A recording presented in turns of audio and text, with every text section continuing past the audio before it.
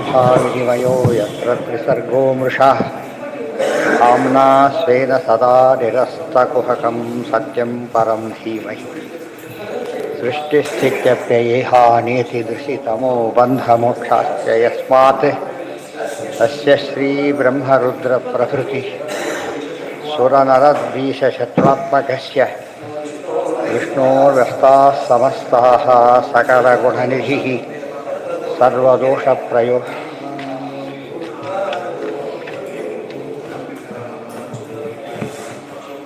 ಚಿಂತೆಯೇತಂ ಮಹಾಂತಂ 23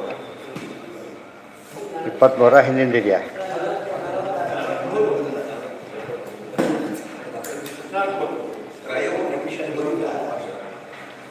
ಎಷ್ಟು? ತ್ರಯೋವಿಂಶ ಅಲ್ಲಲ್ಲ ಅದು ಬೇಡ, ತ್ರಯೋವಿಂಶ ಹೌದಲ್ಲ ಅಷ್ಟೇ. ಹೌದಾ, ಅದು ಮುಗೀತಲ್ಲ ಹಿಂದೆ. ತ್ವಯಾರ್ಚಿತಂ ಅಲ್ಲ, ಹಿಂದೆ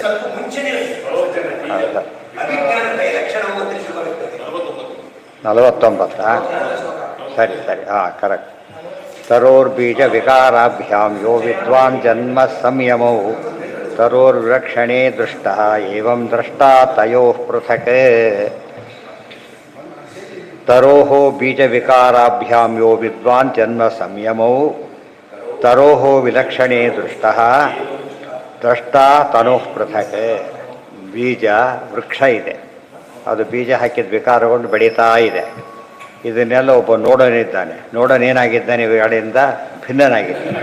ಅವನೇ ಗಿಡ ಅಲ್ಲ, ಅವನೇ ಬೀಜ ಅಲ್ಲ, ಅವನೇ ಬೆಳೆಯುವಿಕೆಯೂ ಅಲ್ಲ, ನೋಡ್ತಾ ಇದ್ದಾನೆ. ಏವಂ ದೃಷ್ಟ ತನೋಃ ಪೃಥಕ್. ಈ ರೀತಿಯಲ್ಲಿ ನಾವು ತಿಳ್ಕೊಂಡಿರ್ಬೇಕು. ನಮ್ಮ ದೇಹನೇ ಒಂದು ವೃಕ್ಷ, ಇದಕ್ಕೆ ಬೀಜ. ನೋಡೋ ಪರಮಾತ್ಮ ಇದ್ದಾನೆ. ಇವೆಲ್ಲ ಅರ್ಥ ಮಾಡ್ಕೊಂಡು ದೇಹಕ್ಕೆ ವಿಕಾರ ಇದೆ, ಜೀವನಕ್ಕೆ ವಿಕಾರ ಇಲ್ಲ. ಪರಮಾತ್ಮ ಎಲ್ಲವನ್ನು ನೋಡ್ತಾ ಇದ್ದಾನೆ. ನೋಡ್ತಾ ಇದ್ದ ಸುಮ್ಮನೆ ನೋಡ್ತಾ ಇದ್ದ, ಎಕ್ಸಾಮ್ ನೋಡ್ತಾ ಸುಮ್ಮನೆ ನೋಡೋದಿಲ್ಲ. ಏನು ಮಾಡ್ತಾನೆ? ನೋಡೋದು ಅಂದರೆ ನಿಯಮನ ಮಾಡೋ ಅಂತ ಅರ್ಥ. ನೀವು ನೋಡಿದೆ ಕಾಪಿ ಮಾಡ್ತಾಯಿದ್ರು ನೋಡೋದೆ ಅಂತ ಹೇಳಿಬಿಟ್ರೆ ಅರ್ಥ ಇಲ್ಲ. ಬಿಡಿಸ್ಬೇಕು, ಅದನ್ನು ತಪ್ಪಿಸ್ಬೇಕು. ಸರಿಯಾಗಿ ಇದ್ದದ್ದನ್ನು ಒಪ್ಪಬೇಕು, ತಪ್ಪಾಗಿದ್ದನ್ನು ತಪ್ಪಿಸ್ಬೇಕು. ಅದು ನಿಯಮನ ಮಾಡೋದು ಅಂದರೆ ಹಾಗೆ. ದೇವ್ರು ಹಾಗೆ ಮಾಡ್ತಾ ಇದ್ದಾನೆ. ಇದೆಲ್ಲ ಅರ್ಥ ಮಾಡಿ ಅಂದರೆ ನಮ್ಮ ದೇಹದೊಳಗೆ ಏನಿದೆ? ಇಡೀ ಅಧ್ಯಾತ್ಮ ಇದೆ, ಎಂಟೈರ್ ತತ್ವಜ್ಞಾನ ಇದೆ ಅಂತ ಹೇಳ್ತಾರೆ. ಮತ್ತು ನಮ್ಮನ್ನು ನೋಡೋರಿದ್ದಾನೆ ಅಂತ ನಮ್ಗೆ ಎಚ್ಚರ ಇದೆಯಲ್ವ? ಈಗ ನಮ್ಮನ್ನು ನೋಡೋರಿದ್ದಾರೆ ಅಂತ ಗೊತ್ತಿದೆಯೋ? ಅದೆಲ್ಲ ಈಗ ಅವ್ರು ನೋಡೋರು ಇದ್ದಾರೆ. ಎಲ್ಲರೂ ನೋಡೋರು ಒಬ್ಬ ಇದ್ದಾರೆ, ಎಲ್ಲರೂ ನೋಡೋಬ್ಬರು ಇದ್ದಾರೆ. ಚೀಫ್ ಅಂತ ಒಬ್ಬರು ನೋಡೋದಕ್ಕೊಬ್ಬರು ಇರಬೇಕಲ್ಲ ಚೀಫು. ನಿಯಮನ ಮಾಡೋದಕ್ಕೂ ಕೂಡ ಒಬ್ಬ ಚೀಫ್ ಇರಬೇಕು. ನಿಯಮನಕ್ಕೆ ಅರ್ಥ ಇಲ್ಲ ಹೋದರೆ ಅವ್ನು ತೋಚಿದ್ದೆ ಮಾಡೋದ್ರೆ ನಿಯಮನ ಹೇಗಾಗುತ್ತೆ?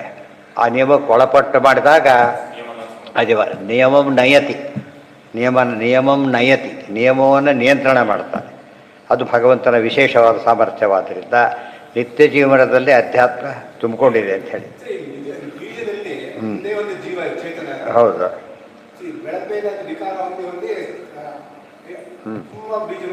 ಆಯ್ತು, ಹೌದು.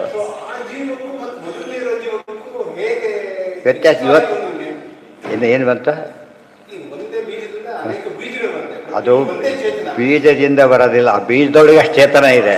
ಅವು ಹೌದು. ಇವಳೇ ಗಾಂಧಾರಿ ಹೆರ್ತಾಳೆ, ಒಂದೇ ಪಿಂಡ, 100 ಹೋಳಾಯ್ತು. ಅವ್ರು ಭಾಳ ಅಷ್ಟಲ್ಲ ದೃಷ್ಟಾಂತ ಕೊಡ್ತಾರೆ. ಕುಂಬಳಕಾಯಿ ಬೀಜ ಇದ್ದಾಗಿದ್ದು ಹೇಳ್ತಾರೆ, ಗೊತ್ತಾಯ್ತಾ? ಒಂದು ಕುಂಬಳಕಾಯಿ ಎಷ್ಟಿದೆ ಬೀಜ? ಅದೇ ರೀತಿಯಲ್ಲಿ ಪ್ರತಿಯೊಂದು ಅದರಲ್ಲಿ ಮತ್ತೆ ಎಷ್ಟಿದೆ? ಒಂದು ಬೀಜದಲ್ಲಿ ಒಂದೇ ಇಲ್ಲ. ಅರ್ಥ ಆಯ್ತಾ ಈಗ? ಇಲ್ಲ ಇಲ್ಲ. ಒಂದು ಬಸ್ಸಲ್ಲಿ ಎಷ್ಟು ಜನ ಕೂತಿರ್ಬೋದು? ಅಲ್ಲ ಅಲ್ಲ, ಎಲ್ಲ ಅದರಲ್ಲೂ ಕೂಡ ದೇಹದೊಳಗೆ ಮತ್ತಿದ್ದಾರೆ ಈಗ. ಹೌದು, ಅದು ಮುಖ್ಯ ಚೇತನ ಒಬ್ಬನೇ, ಓನರ್ ಒಬ್ಬ. ಗೊತ್ತಾಯ್ತಾ? ಉಳಿದವರೆಲ್ಲ ತಮ್ಮ ಕೆಲಸ ಮಾಡ್ಕೊಂಡಿದ್ದಾರೆ. ಎಷ್ಟೋ ಪ್ರಾಣಿಗಳು ಬದುಕಿದೆ ನಮ್ಮ ದೇಹದೊಳಗೆ, ಗೊತ್ತಾಯ್ತು? ಮಿಲಿಯನ್ಸ್ ಆಫ್ ಬ್ಯಾಕ್ಟೀರಿಯಾಸ್ ಇದೆ. ಹೌದೌದು ಹೌದು, ಅಂತ ಅನಂತ ಚೇತರಿದ್ದಾರೆ. ಅದರಿಂದ ನಮ್ಮ ಎದುರಿಗೆ ಕಾಣಿಸ್ತದೆ. ಒಂದು ಬೀಜ 106 ಲೆಕ್ಕ ಅಷ್ಟು ಶಕ್ತಿ ಇರೋದಕ್ಕೆ, ಅದೇ ಉಳಿದಕ್ಕಾಗೋದಿಲ್ಲ.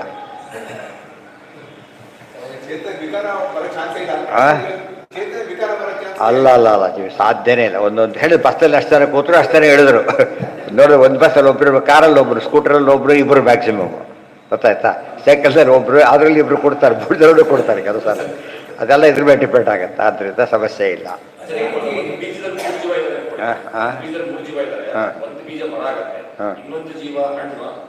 ಏನೇನು ಆಗಲ್ಲ, ಒಂದೊಂದು ಪೂರ್ತಿ ಆಗಬೇಕು. ಒಂದೊಂದು ಪೂರ್ತಿ ಅನಿಸ್ತೇ ಇದೆ. ಕೆಲ ಮಧ್ಯೆ ಹಾಳಾಗಿ ಹೋಗ್ಬಿಡ್ಬೋದು. ಗೊತ್ತಾಯ್ತಾ? ಬೆಳಿಲೇಬೇಕು. ಎಂಡವರೆಗೂ ಒಂದೇ ಬೆಳೆಯುತ್ತೆ. ಒಂದು ಕಾಯಿ ಆಗೋದು ಇನ್ನೊಂದು ಹಣ್ಣಾಗೋದು ಆಗೋದಿಲ್ಲ. ಆದರೆ ಇದು ಎಲ್ಲ ಸ್ಟೇಜು ರೀಚ್ ಆಗಬೇಕಿತ್ತು. ಒಬ್ಬನೇ ಮುದುಕ ಒಬ್ಬನೇ ಹುಡುಗ ಆಗೋದಿಲ್ಲ. ಅವನೇ ಬೆಳೆದು ಚೇಂಜ್ ಆಗ್ತಾನಲ್ಲ ಹಾಗೆ. ಅದು ಹಣ್ಣಾಗೋರು ಇರದೇ ಇರ್ಬೋದು, ಕೆಲವರು ಬೇಗ ಚಿಕ್ಕದ್ರೆ ಹೋಗಿಬಿಡೋದಿಲ್ಲ. ಕೆಲವು ಬೀಜ ವೇಸ್ಟ್ ಆಗ್ಬೋದು, ಅದೇನು ಆಶ್ಚರ್ಯ ಅಲ್ಲ. ಆದರೆ ಅದರ ಒಂದು ಬೀಜ ಅಷ್ಟೇ ಹೋಗೋದಿಲ್ಲ, ಎಷ್ಟೋ ಇರುತ್ತೆ. ಒಂದು ಹಣ್ಣು ಕಳ್ಕೊಂಡ್ರೆ ಎಷ್ಟಾಯಿತು? ಒಂದು ಪ್ಯಾಕೆಟಲ್ಲಿ ಎಷ್ಟಿರ್ಬೋದು ದುಡ್ಡು? ಖಾಲಿ ಪ್ಯಾಕೆಟು ಇರ್ಬೋದು, ಲಕ್ಷಾಂತರ ರೂಪಾಯಿ ಡಿ ಡಿ ಇರ್ಬೋದು, ಚೆಕ್ ಇರ್ಬೋದು, ಏನೋ ಇರ್ಬೋದು. ಎಷ್ಟಂತ ಹೇಳೋದಕ್ಕೆ ಒಂದು ಮನೇಲಿ ಎಷ್ಟು ಜನ ಇರ್ಬೋದು?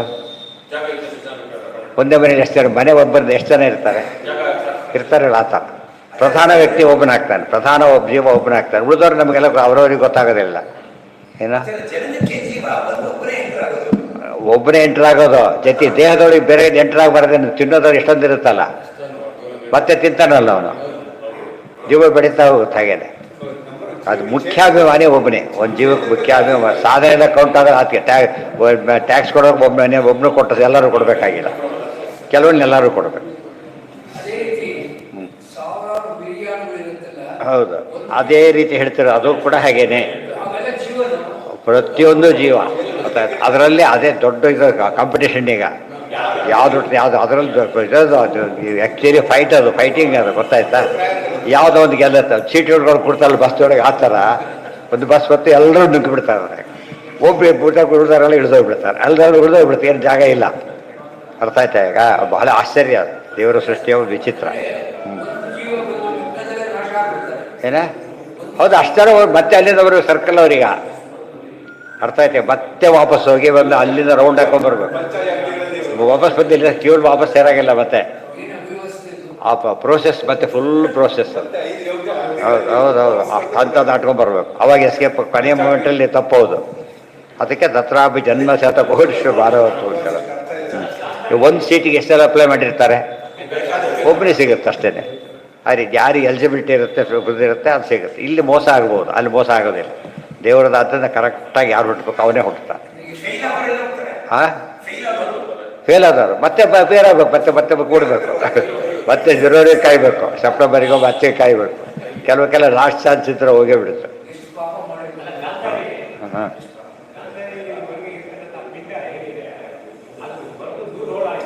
ಒಂದು ಪಿಂಡ 100 ಆಯಿತು. ಕೂತಿದ್ದು ಅಷ್ಟು ಜನ ಕೂತಿದ್ರು, 100 ಜನ ಇದ್ರು, ಗೊತ್ತಾಯ್ತಾ? ಹಾಂ, ನಾಶ ಆಗ್ತಿತ್ತು ಅಷ್ಟೇ. ಅದಕ್ಕೆ ವೇದಾಸರು ಉಳಿಸಿದಿರೋದಿಲ್ಲ. ಅವನ ದುಷ್ಟ ಅಂತ ಗೊತ್ತಾಗಲಿ, ಅವ್ನು ಸಾಯಬೇಕು ಅಂತ ಉಳಿಸಿದ್ರು. ಅರ್ಥ ಆಯ್ತಾ? ನಾವು ಮುಳ್ಳಿನ ಬೆಳೆಸ್ತೀವಲ್ಲ ಹಾಗೆ, ನಾವು ಮುಳ್ಳಿನ ಬೆಳೆಸ್ತೀವಲ್ಲ, ದೊಡ್ಡ ಕಾಂಪೌಂಡ್ ಮುಳ್ಳಿನ ಕಾಂಪೌಂಡ್ ಹಾಕ್ತಾರಲ್ಲ ಆ ಥರ. ಅದು ತಿನ್ನಕ್ಕೆ ಕುಡಿಯಲಿಕ್ಕೆ ಬರೋದಿಲ್ಲ, ಪ್ರೊಟೆಕ್ಷನಿಗೆ ಬರುತ್ತೆ ಆ ಥರ. ಹೌದು, ಅದನ್ನೇ ಹೇಳಿದರು. ಆದ್ದರಿಂದ ಸಮಸ್ಯೆ ಇಲ್ಲ. ತರೋರ್ ಬೀಜ ಆಮೇಲೆ ಇದು 100 ಎಷ್ಟೋ ವಾಸಿ ಸಗರಾದ್ರೆ ಒಬ್ಬ ಹೆಂಡತಿ ಹುಟ್ಟಿದ್ದು 60,000 ಜನ ಹುಟ್ಟಿದ್ದು. ತಕ್ಷಣ ಪ್ರಶ್ನೆ ಕೇಳಿ, ಏನು ಸ್ವಾಮಿ ಸಾಧ್ಯನಾ ಅಂತ ಕೇಳಿದರೆ, ಎಷ್ಟು ಬೀಜ ಇರುತ್ತೆ ಸಣ್ಣ ಸಣ್ಣದ್ರಲ್ಲಿ, ಗೊತ್ತಾಯ್ತಾ? ಇಷ್ಟು ಕಣ್ಣಿಗೆ ಕಾಣಿಸೋ ಸೂಕ್ಷ್ಮ ಇರೋದ್ರಿಂದ ಸಮಸ್ಯೆ ಇಲ್ಲ ಅಂತ ಹೇಳಿಬಿಟ್ರು. ಇವರು ತಲೆಯಲ್ಲಿ ಪ್ರಶ್ನೆ ಕೇಳ್ತಿರ್ತಾರೆ, ಅಷ್ಟು ಜನ ಆಗ್ಬಿಡ್ತಾರಂತೆ. ಒಂದು ಮಗು ಹುಟ್ಟಿದ ರೀತಿ ಹುಟ್ಟಿದ್ದಲ್ಲ ಅವರು. ಅಷ್ಟು ಆಮೇಲೆ ತಂದು ಇದೇ ಪ್ರೋಸೆಸ್ನಲ್ಲಿದ್ದು ಎಲ್ಲ ಬೆಳ್ಕೊಬಂದ್ರು. ಹಾಗೆ ಇಬ್ಬರು ಪ್ರಶ್ನೆಗೆ ಉತ್ತರ ಅಲ್ಲಿ ಇದ್ದೇ ಇರುತ್ತೆ. ಸಮಸ್ಯೆ ಏನಂದರೆ ಅವ್ರು ಓದೋದಿಲ್ಲ, ಮತ್ತು ಓದೋರು ಹೇಳೋದಿಲ್ಲ, ತೋರಿಸೋರು ತಪ್ಪು ತೋರಿಸ್ಬಿಡ್ತಾರೆ. ಪ್ರಶ್ನೆ ಹಾಗೆ ಉಳ್ಕೊಂಡ್ಬಿಡುತ್ತೆ ಅಷ್ಟೇ ಹೊರತು ಸರಿಯಾಗಿ ಅರ್ಥ ಮಾಡಿಕೊಂಡ್ರೆ ಹಾಗೆ ಅದು ಪುರಾಣ ಹೇಳಕ್ಕೆ ಹೊರಟ್ರೆ ಅದು ಕ್ಲಾಸ್. ಅದು ಆ್ಯಕ್ಚುಲಿ ಸುಮ್ಮನೆ ಇದಲ್ಲ, ಬಿಟ್ಟು ಹೋಗ್ಬಿಡೋದಲ್ಲ, ಕ್ಲಾಸ್ ಇದ್ದಾಗೆ. ಎಲ್ಲ ಪ್ರಶ್ನೋತ್ತರಕ್ಕೆ ಅವಕಾಶ ಇರಬೇಕು. ಅದಕ್ಕೆ ಕೇಳ್ತಾರೆ, ಉತ್ತರ ಕೊಡ್ತಾರೆ. ಇವತ್ತು ಆ ಥರ ಇಲ್ಲ, ಅದಕ್ಕೆ ಲಿಂಕ್ ಸಿಗೋದೇ ಇಲ್ಲ. ಕನೆಕ್ಟಿವಿಟಿ ಇರಬೇಕು, ಪ್ರಶ್ನೆ ಬರಬೇಕು, ಪ್ರಶ್ನೆಗೆ ಉತ್ತರ ಸಿಗಬೇಕು, ಉತ್ತರ ಅಲ್ಲೇ ತೋರಿಸ್ಬೇಕು, ಮತ್ತು ಇದಕ್ಕೆ ಟ್ಯಾಲಿ ಆಗಬೇಕು. ಹಾಗೆ ಹೋಗ್ತಾನೆ ಕರೆಕ್ಟ್ ಅಂತ ಹೇಳ್ತಾರೆ. ಇವತ್ತು ಹಾಗೆ ಮೆಕ್ಯಾನಿಕಲ್ ಹೇಳ್ತಾ ಹೋದರೆ ಅದೊಂದು ಅಳಗೋಲಿತಿ ಕಥೆ ಅದಾಗ ಇವೆಲ್ಲ ಏನಾಯಿತು. ಪುರಾಣ ಪುಣ್ಯ ಕಥೆಗಳೆಲ್ಲ ಏನೋ ಟೈಮ್ ಪಾಸ್ ಹೇಳ್ತಾರೆ, ದುಡ್ಡು ಮಾಡ್ಕೋತಾರೆ ಅಂತ ತಿಳ್ಕೊತಾರೆ ಹೊರತು ಫೀಸ್ ಕೊಡ್ತಾರೆ. ದುಡ್ಡು ಮಾಡ್ಕೊಳ್ಳೋದು ಅದು ಕಾಲೇಜ್ ಫೀಸ್ ಕೊಟ್ಟರೆ ಏನದು? ಅದು ಮೇಂಟೆನೆನ್ಸ್ ಬೇಕಷ್ಟೇ, ಇದ್ರ ಮಾಡೋಕ್ಕಾಗೋದೇ ಇಲ್ಲ ಆ ದೃಷ್ಟಿಯಲ್ಲಿ. ಈಗ ತರೋರ್ ಬೀಜಾದಿ ಅವಸ್ಥಾ ಸಂಯುಕ್ತ ಅಲ್ಲಿದೆ. ತರೋರ್ ಬೀಜ ವಿಕಾರ ದೃಷ್ಟಾಂತೇನ ವಿದ್ವಾನ್ ದೇಹಾಭಿಮಾನಂ ತ್ಯಕ್ತ್ವಾ, ಈ ದೇಹ ನನ್ನದಲ್ಲ ಅಂತ ಎಚ್ಚರಿಕೆ ಇರಬೇಕು. ತ್ಯಕ್ತ್ವಾ ಸಂಯಮಂ ಯಾತಿ, ಆಗ ಧೈರ್ಯ ಬರುತ್ತೆ ತಡ್ಕೊಡೋದಕ್ಕೆ. ಅರ್ಥ ಮುಳ್ಳು ಚಿತ್ರಕ್ಕೆ ಅದತ್ತೆ ನಾವು ತೆಗಿತಿರೋದು ಮುಳ್ಳು, ಯೋಚನೆ ಮಾಡಬೇಡ ಅಂತ ತೆಗಿತಾರೆ. ಮುಳ್ಳು ಏನು ಎಕ್ಸ್ಟರ್ನಲ್ ತೆಗ್ದ ಸಮಾಧಾನ ಆಯಿತು. ಅದೇ ರೀತಿಯಲ್ಲಿ ಒಂದು ಭಾಗ ಕೆಟ್ಟೆ ಹೋಗಿತ್ತು, ಗ್ಯಾಂಗ್ರೀನ್ ಬಂತು, ಕತ್ತರಿಸಿದ, ಏನಾಗಲಿಲ್ಲ. ಅವಾಗ ಅನುಭವಕ್ಕೆ ಬರುತ್ತೆ ಅವನಿಗೆ, ಇದು ನಂದಲ್ಲ ಅಂತ ಗೊತ್ತಾಗುತ್ತೆ. ಈ ಅನುಭವ ಯಾವಾಗಲೂ ಇರಬೇಕು. ಯಥಾ ಪೃಥಕ್ ಏವಂ ವಿಕಾರಿಣೋ ವಿಷ್ಣು ಜೀವಶ್ಚ ಪೃಥಗೇವತು. ಆದ್ದರಿಂದ ವಿಕಾರಿಗೂ ವಿಷ್ಣುವಿಗೂ ಜೀವನಿಗೂ ವಿಕಾರವಾಗತಕ್ಕಂಥ ಮರ ಎಲ್ಲಿ, ನೋಡೋ ವ್ಯಕ್ತಿಯಲ್ಲಿ, ನಿಯಮನ ಮಾಡೋರಲ್ಲಿ ಎಲ್ಲ ಬೇರೆ ಬೇರೆ ಆಗುವ ಭೇದ ಇದ್ದೇ ಇದೆ. ಒಬ್ಬ ಪ್ರಧಾನ ಒಪ್ಪಬೇಕು. ತೋಟ ಯಾರ್ದು ತಕ್ಷಣ ಕೇಳ್ತಾರೆ, ತೋಟ ಯಾರ್ದು. ಪ್ರಧಾನ ಹೇಳಿದ್ರೆ ಅರ್ಥ ಇಲ್ಲ ಅದಕ್ಕೆ. ಟ್ಯಾಕ್ಸ್ ಕೊಟ್ಟಿಲ್ಲ, ಮನೆ ಯಜಮಾನ ಯಾರು ಕೇಳ್ಕೊಬರ್ತೀವಿ, ಯಾರು ಮಗುನ ಕುಡ್ಕೊಂಡು ಕೆಳಗೆ ಟ್ಯಾಕ್ಸ್ ಕೊಟ್ಟಿಲ್ಲ ಅಂತ ಕೇಳೋದಿಲ್ಲ, ಮುಖ್ಯಸ್ಥರು ಹುಡುಕ್ತಾರೆ. ಇದೆಲ್ಲ ನೋಡಿ ನಿತ್ಯದ ಕಾಮನ್ ಸೆನ್ಸಲ್ಲೇ ಗೊತ್ತಾಗೋ ಸಿದ್ಧಾಂತ.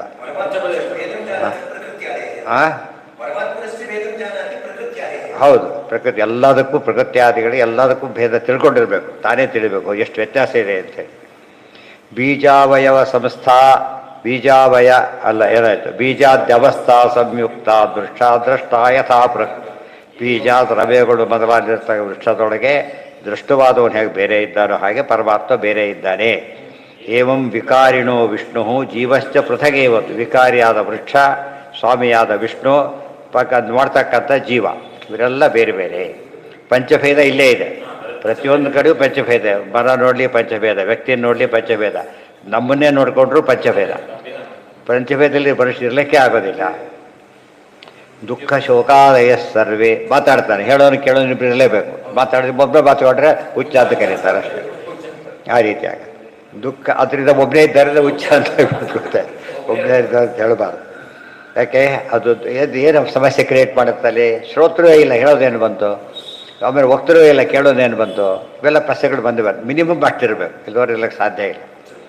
ದುಃಖ ಶೋಕಾದಯ ಸರ್ವೇ ನೇಯ. ಇವತ್ತು ಉದಾಹರಣೆ ಬಸ್ ಕಂಡಕ್ಟರ್ ಡ್ರೈವರ್ ಇರಬೇಕು ಅಂತ ತಿಳ್ಕೊಂಬಾರ್ದು. ಆ ಬಸ್ಸಿಗೆ ಡ್ರೈವರಿಗೆ ಚಾರ್ಜ್ ಮಾಡಿದರೆ ಏನಲ್ಲ ಅವನು ಇದಲ್ಲ. ಅವನು ಬಸ್ಸು ಅವನೇ ಹೋಗೋ ಡ್ರೈವರ್ ಚಾರ್ಜ್ ಇದೆ. ಅದು ನಮ್ಮ ದೇಹಕ್ಕೆ ಕೂಡ ತತ್ವ ದೇವತೆಗಳು ಅವರು ಡ್ರೈವ್ ಮಾಡ್ತಿರೋದು, ನಾವು ಡ್ರೈವ್ ಮಾಡ್ತಾ ಇಲ್ಲ.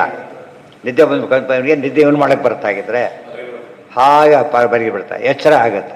ಅವ್ನು ಬಂದಾಗ ಇಡಿಸ್ತಾನೆ, ಎಚ್ಚರ ಮಾಡಿ ಇಡೀರಿ, ನಿಮ್ಮ ಲಾಸ್ಟ್ ಸ್ಟಾಪ್ ತಿಳಿದೇ ತೇರಿಸೋದಿಲ್ಲ. ಎರಡು ಬರಿಬಿಟ್ಟಿರ್ತಾರೆ ಬಸ್ಸಲ್ಲಿ ಆರಾಮಾಗಿ ಕೇಳೋರು. ವಿಷಯದಲ್ಲಿ ಇನ್ನೇನೋ ಹೆಸರು ಮಾಡ್ತಾ ಕೂತಿರ್ತಾನೆ ನಿಂತ್ಕೊಂಡಲ್ಲಿ. ಜವಾಬ್ದಾರಿ ಹೊತ್ತವ್ರು ಇದ್ದಾರೆ, ಬಸ್ತಿಂದ ಇಳೀರಿ ಅಂತೇಳಿ. ಅದಕ್ಕೆ ನಿಮ್ಮ ಕಾಲ ಎಬದೋತ್ರ ಬರ್ತಾರೆ, ಇಳೀರಿ ಇಳಿಸ್ಕೊಂಡು ಹೋಗ್ತಾರೆ. ಅವ್ರ ಕಡೆಯವ್ರು ಬಂದಿರ್ತಾರೆ, ಕಾಯ್ತಾ ಇರ್ತಾರೆ ಅಲ್ಲಿ ಕೊಡೋರು. ಈ ಕಾಲ್ಡ್ರ್ ತಪ್ಪಿಸ್ಕೊಂಡಿರ್ತಾರಲ್ಲ, ಮುಂದೆ ಹೋಗಿ ನಿಂತಿರ್ತಾರೆ, ಇಳಿಸ್ಕೊಳ್ತಷ್ಟೇ ಅರೆಸ್ಟ್ ಮಾಡಲಿಕ್ಕೆ. ಅವ್ರು ಇವೆಲ್ಲ ದೊಡ್ಡ ವ್ಯವಸ್ಥೆ ಇದು. ವ್ಯವಸ್ಥೆಯನ್ನು ಬರ್ತಿರೋದೇ ದುರವಸ್ಥೆ ಕಾರಣ ಆಗೋದು. ಇನ್ನೊಂದು ದೃಷ್ಟಾಂತ ಕೊಡ್ತಾನೆ. ನೃತ್ಯತೋ ಗಾಯತಃ ಪಶ್ಯನ್ ಯಥೈವ ಅನುಕರೋತಿ ತಾನ್ ಏಮಂ ಬುದ್ಧಿಗುಣಾನ್ ಪಶ್ಯನ್ ಅನೀಹೋಪಿ ಅನುಕಾರ್ಯತೆ. ಇವತ್ತು ಸುಮ್ಮನೆ ಕೈಗೆಲ್ಲ ಮಾಡ್ತಾ ಇರ್ತೀವಿ ನಾವೀಗ. ಯಾಕೆ ಗೊತ್ತಾ, ಒಳಗಿರೋದು ಒಳಗೆ ಅವ್ರು ಮಾಡಿಸ್ತಾ ಇರ್ತಾರೆ, ಅದು ನಮಗೆ ಗೊತ್ತಾಗಲ್ಲ. ಅದು ಕೆಲವು ವಾಲಂಟ್ರಿ ಥಿಂಗ್ಸ್ ಬೇರೆ, ಇನ್ವಾಲಂಟ್ರಿ ಥಿಂಗ್ಸ್ ಬೇರೆ.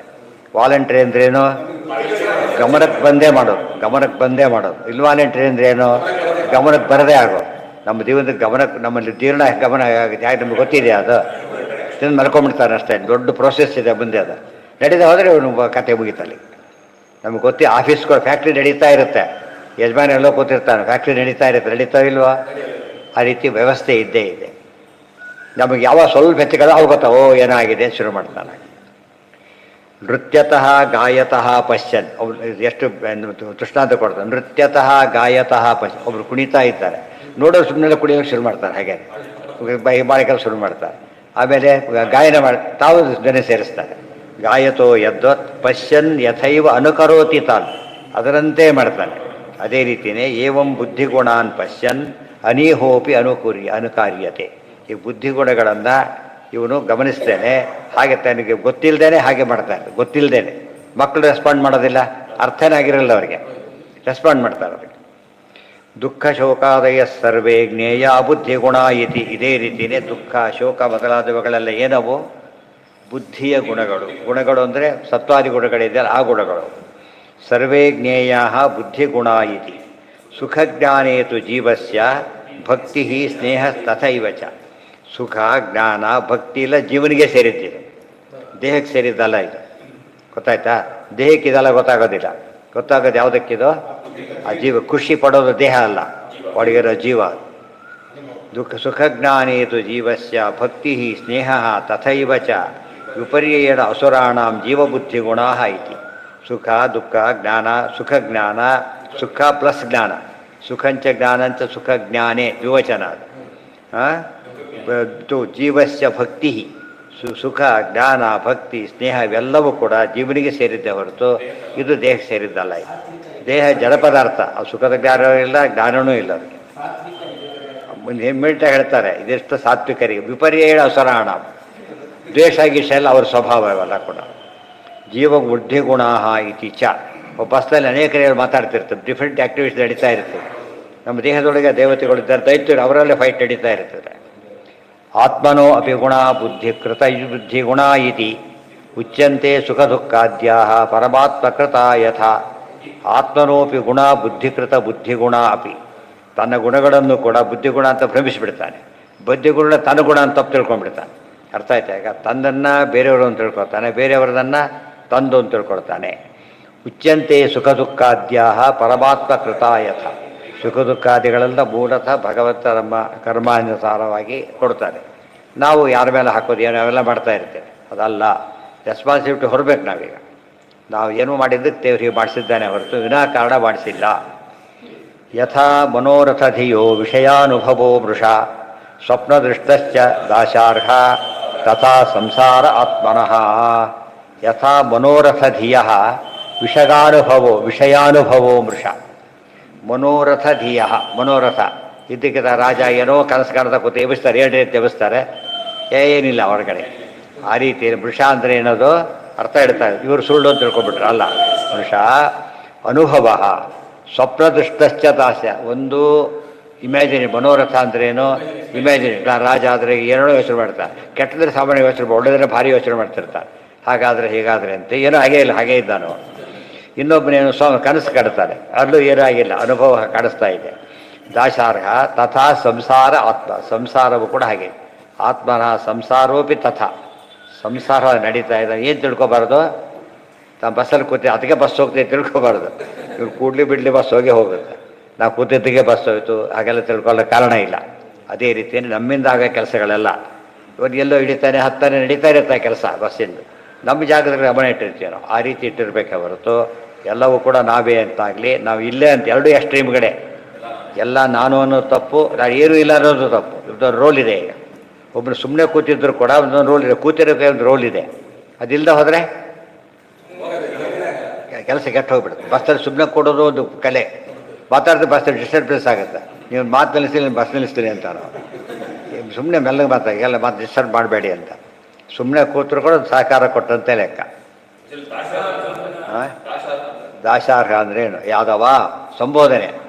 ದಾಶಾರ್ಹ ಅಂದರೆ ಯಾರು? ಯಾದವರು. ಹೇ ಯಾದವ ಅಂತ ಹೇಳಿದೆ, ಹೇ ಪಾಂಡವ ಅಂತ ಕರೆದ, ಹೇ ದಾಶಾರ್ಹ ಸಂಬೋಧನೆ.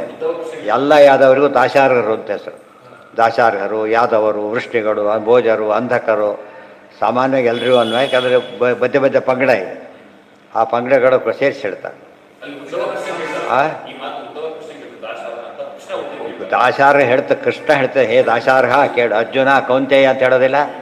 ಆ ರೀತಿ ಬತ್ತೆ. ಕೌಂತೆಯ ಅಂಬೋದು ಏನಲ್ಲ, ಅದು ಸಂಬೋಧನೆ ಅಷ್ಟೇ ಹೊರತು ಕೇಳೋನೇ ಹೀಗೆ ಕೇಳು ಅಂತ. ಮಧ್ಯೆ ಮಧ್ಯೆ ಯಾಕೆ ಕೇಳ್ತಾರೆ ಗೊತ್ತಾ? ಅಲರ್ಟ್ ಆಗಿರಲಿ ಅಂತೇಳಿ, ಅಲರ್ಟ್ ಆಗಿರಲಿ ಅಂತ ಕೇಳೋದಕ್ಕೋಸ್ಕರ ಹೇಳ್ತಾರೆ.